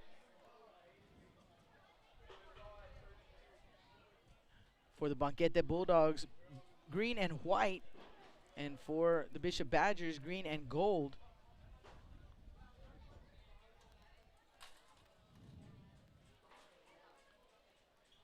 2-1 pitch. Little looper, and the second baseman Flores not able to get to it. They're waving the runner, and the throw is going to go to second base. And they're going to tag Buchanan out at second base. So tries to get himself into scoring position right there, but he does get a single, an RBI single, to make it a 10-1 ball game here after 4 innings, or after 4 innings of play. Losing my mind now, Rudy. You guys don't go anywhere. Let's see how this one ends. Blast Vision live from Cabinets Field.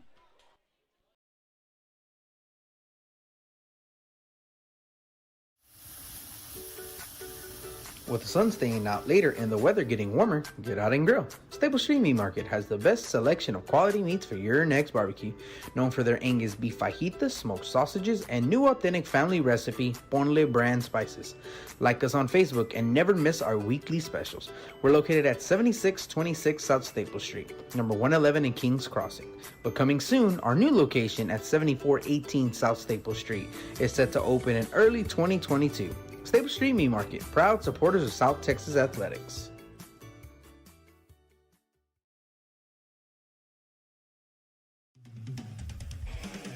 Rick Sines with Z-Bart of Corpus Christi is a proud supporter of South Texas Athletics. Stop by their location at 4535 Everhart for auto alarms, window tint, diamond gloss, auto detailing, rhino linings, and more. Call 361-985-9274 for more information or to make an appointment. Z-Bart, it's us or rust.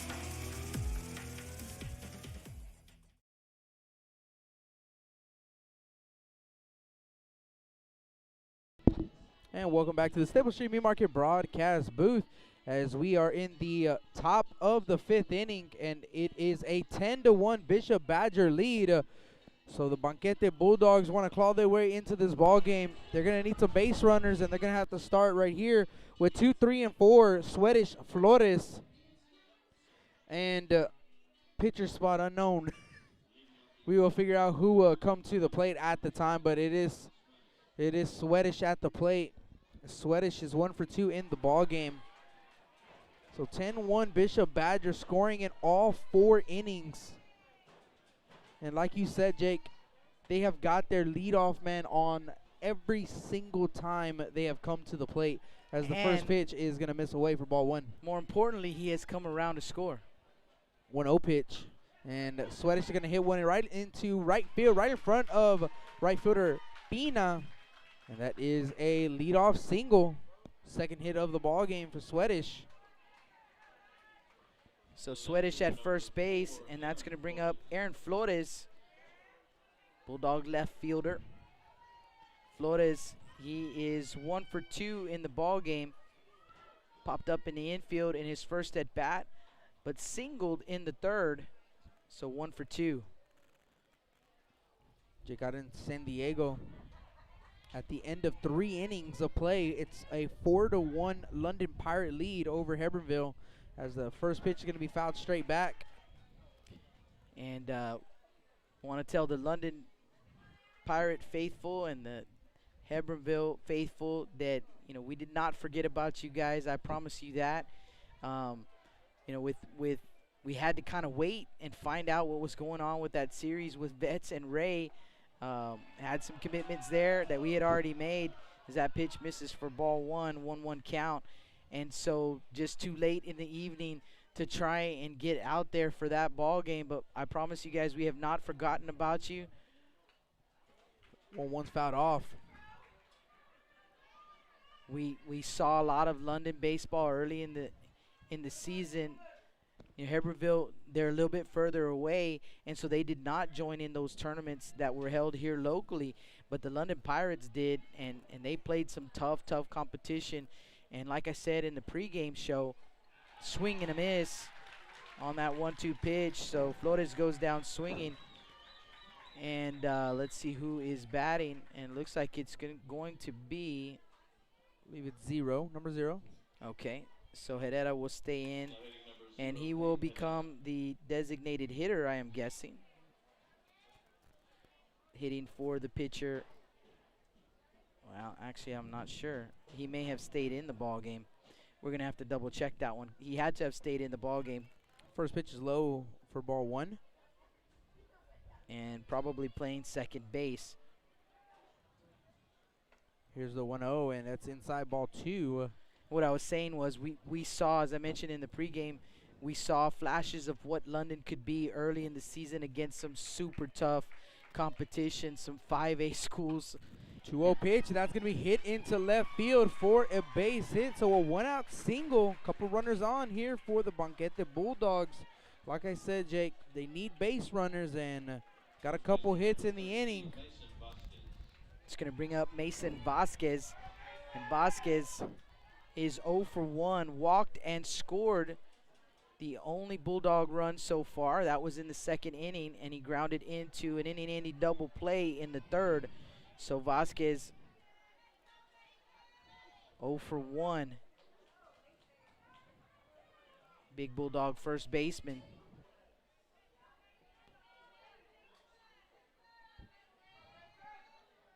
First pitch from Rendon, and that's going to be hit right back up the middle. And shortstop Hernandez is going to touch the bag at second, throw over to first. That is picked from Crozier, and that is a 6-3 double play to end the top of the 5th inning. So we go to the bottom of the 5th, 10-1 Bishop Badgers. You're listening to Blast Vision live here at Cabinets Field. Lithia Chrysler Jeep Dodge and Ram of Corpus Christi is a proud supporter of South Texas athletics. Come by and see us at 4313 South Staples in Ottotown. We'd like to wish all of the local teams the best of luck this season from your friends at Lithia Chrysler Jeep Dodge and Ram.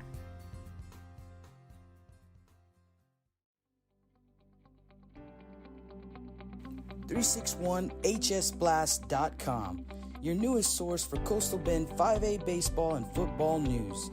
Matt Rogers, Jake Vasquez, George Vondercheck, Stu Duncan, and Pete Garcia, positively spotlighting student athletes, coaches, programs, and schools through insightful features, video, game stories, stats, fan polls, schedules, rosters, and so much more. You can find us on Facebook, Twitter, and Instagram. 361hsblast.com. Come check us out.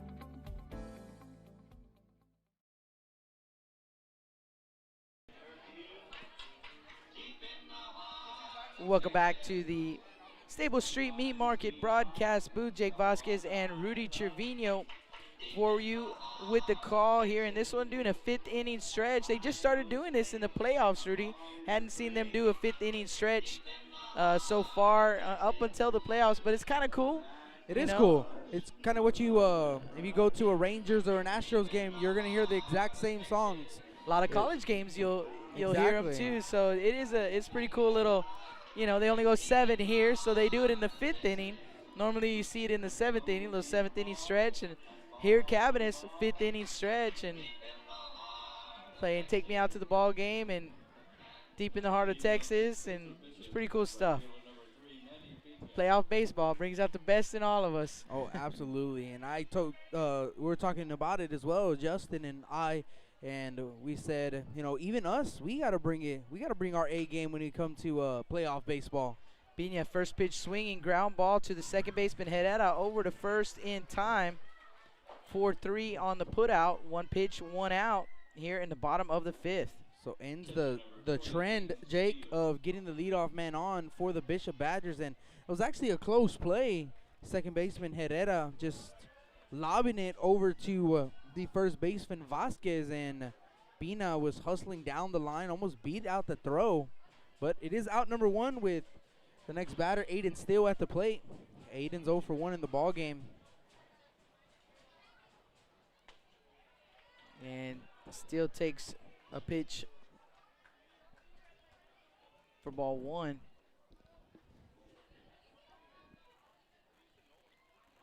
Still the 9-hole hitter.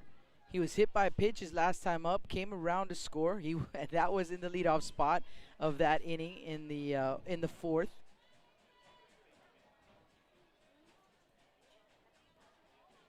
One-0 pitch fouled off. 1-1 to count.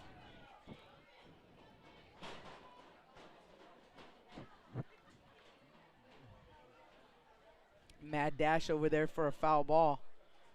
A lot of young kids having fun at the ballpark.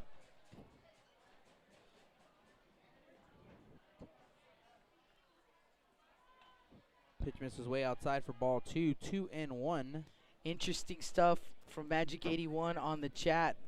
He said it looks like Novato and Canyon Lake were supposed to play their game 3 at 4:30, but right now the big dogs, as that one is going to be grounded over to Lopez. Lopez with a bobble throw over to first base, not in time.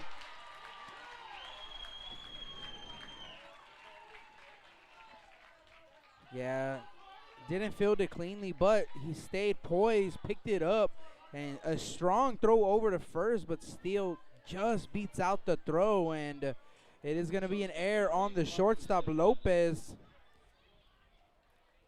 So the Badgers didn't get their leadoff man on, but they did get a runner on base on an error with 1 out. And Jake, the Badgers actually need 1 more run to 10-run rule Banquete. They are the home team here in the bottom of the 5th inning. So if the Badgers can get 1 more run, we will be heading to a Game 3. Bellagio will come in to run for the catcher once again. So Bellagio at first base. Top of the order, Marcos Hernandez at the plate. And let me finish that. So Navarro and Canyon Lake, they're going to be delayed because Reagan and Smithson Valley are tied at 4 in the bottom of the 7th inning. That's a Game 3. We'll see how that one ends here in just a few. First pitch to Hernandez, going to miss low, 4-1. Marcos, he is 1 for 2 in the ball game. Walked and scored in the first, doubled in the second, and then struck out in his last at bat. Ground ball up the middle, going to get through for a base hit. So a single for Hernandez. He's now 2 for 3 in the ball game. But more importantly, getting the walk-off effort in line. Now they've got a runner in scoring position. Lost my train of thought completely there for a second. The winning run. The winning run is at second base now for the Bishop Badgers. Just got all tongue-tied right there. DJ Reyna at the plate, and he looks at ball 1. Reyna, he is looking for his first base hit of the ball game. He's 0 for 2. Sack bunt his first time up, struck out and flew out. This would be a good time. Bishop Badger fans would love it if he found his first base hit right here. 1-0 pitch on the outer half of the zone, called strike 1, so 1-1 to count. Yeah, Jake, I haven't really paid attention too much about the 6A level. Just obviously we don't have any local teams that are in 6A, but 1-1 pitch, ground ball, gonna get through, and he does find his first base hit. They will hold the runners up. That's gonna load them up, and that ground ball not hit very hard, but in a perfect spot, and it gets through to right field. Swedish gets to it quickly and gets it in quickly. So, but now the winning run 90 feet away for Ty Odom, and they cannot intentionally walk him here, Rudy. They're going to have to pitch to him. You took the words out of my mouth. I was going to say there's nowhere to put him. I mean, you could walk him, but that ended the game, and that's not a smart thing to do. But and we definitely will not see that. Badger fans, they are excited. Ty Odom with the opportunity to walk it off for the Badgers here in Game 2. Just need something hit in the outfield. First pitch, outside corner for a strike. So Odom, he's 0 for 1, but hasn't had much of an opportunity. He popped up in the infield first time up and has been intentionally walked twice since then. Fouls off that 0-1 pitch. So he is quickly behind in the count, 0-2. Going back to that 6A, I know Reagan lost to Smithson Valley Game 1. Reagan won Game 2, and right now, obviously, and what was pretty cool is talking with Coach Ruiz, and his nephew is playing at Eagle Pass, and Eagle Pass won 1-0 yesterday. Fouled off. And what he was saying is his nephew got a base hit. He got a double. He stole third base, and guess what? He stole home and won the ball game for Eagle Pass, beating I believe it was Edinburgh. 0-2 pitch in the dirt, and a good job by Rumfield. That ball gets too far away. It squirted down the third base side, but everybody stays put. 1-2 count. See Odom there, takes a big deep breath before he digs back into the box. 1-2 pitch on the way in the turf, and another great block right there by Rumfield. 2-2 the count. Twice Martinez has buried a pitch, and twice Rumfield has his back. Couple of good blocks right there behind the dish. So 2-2 count on Odom. And that one is going to be driven out to right field, and no catch by Swedish, and a walk-off single for Ty Odom. And that is the ball game as Pelagio comes in to score. 11-1 our final. You guys hang tight. I'm going to get you some final totals. We will wait, guys. We will wait to do the post game after game 3 because they're going to try and get this going super quick. So we won't have enough time to do a post game in between these two ball games. So we will go off the air briefly and probably be right back on the air pretty quickly to bring you ball game. And as a matter of fact, I'm guessing they'll give them about, I would imagine they'll give them about 20 minutes. I would think maybe 30 minutes. It depends on the umpires, how long they take to get back into the field. But usually about 15 to 30 minutes. And we'll have game 3 for you folks. So the Bishop Badgers getting 11-1 win over the Banquete Bulldogs. And that's exactly what the Bishop Badgers were looking to do. Play 2 today. And now they have an opportunity to make the regional semifinals. And Rudy, how about the effort from Ruben Rendon? And, you know, he came back in. He was the starting pitcher. They took him out for, was it one at bat? It was one at bat, yes. Marcos Hernandez had an inning or a third of an innings pitched. He faced one batter, and then in the next inning, you know, he pitched and what about the effort, though, too, from Marcos Hernandez? He came in with the bases loaded and got them out of that inning, and Ruben Rendon comes back in the following inning to finish up the ball game. And, man, what an effort there from Ruben Rendon. And I would have to say, man, co-players of the game maybe, Rudy, because, I mean, you can't take away the effort that Noah Hassel had in this ball game as well. But hard to not select Ruben Rendon as one of your players of the game. Also at the plate, he was 2 for 2, drove in 2 runs, had an RBI double. I would have to go with Ruben Rendon. We could go co-player of the game and throw in Noah Hassel. He had quite a ball game.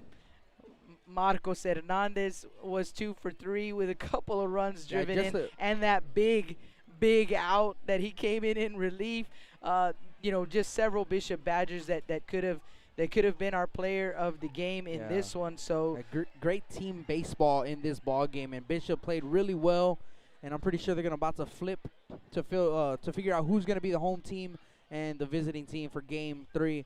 But like you said, Jake, that is going to wrap things up for game 2. And we're going to go off the air so we can go down to the field, stretch our legs, and also get some lineups for you folks. So we'll be back on the air here in about 15 to 30 minutes. So 11-1 Bishop Badger win. In 30 minutes, we will have game 3. You guys come back and join us. We want to thank everyone who hit us up on the chat. Magic81 taking care of the score updates with us. We appreciate all of you. Thank you so much for watching, and be sure to join us. Don't forget to hit the subscribe button so that you'll know exactly when we go back on the air. So hit that subscribe button and don't miss any of the action. Signing out temporarily, Jake Vasquez and Rudy Trevino, Blast Vision Live from Cabinets Field. We'll see you in a few.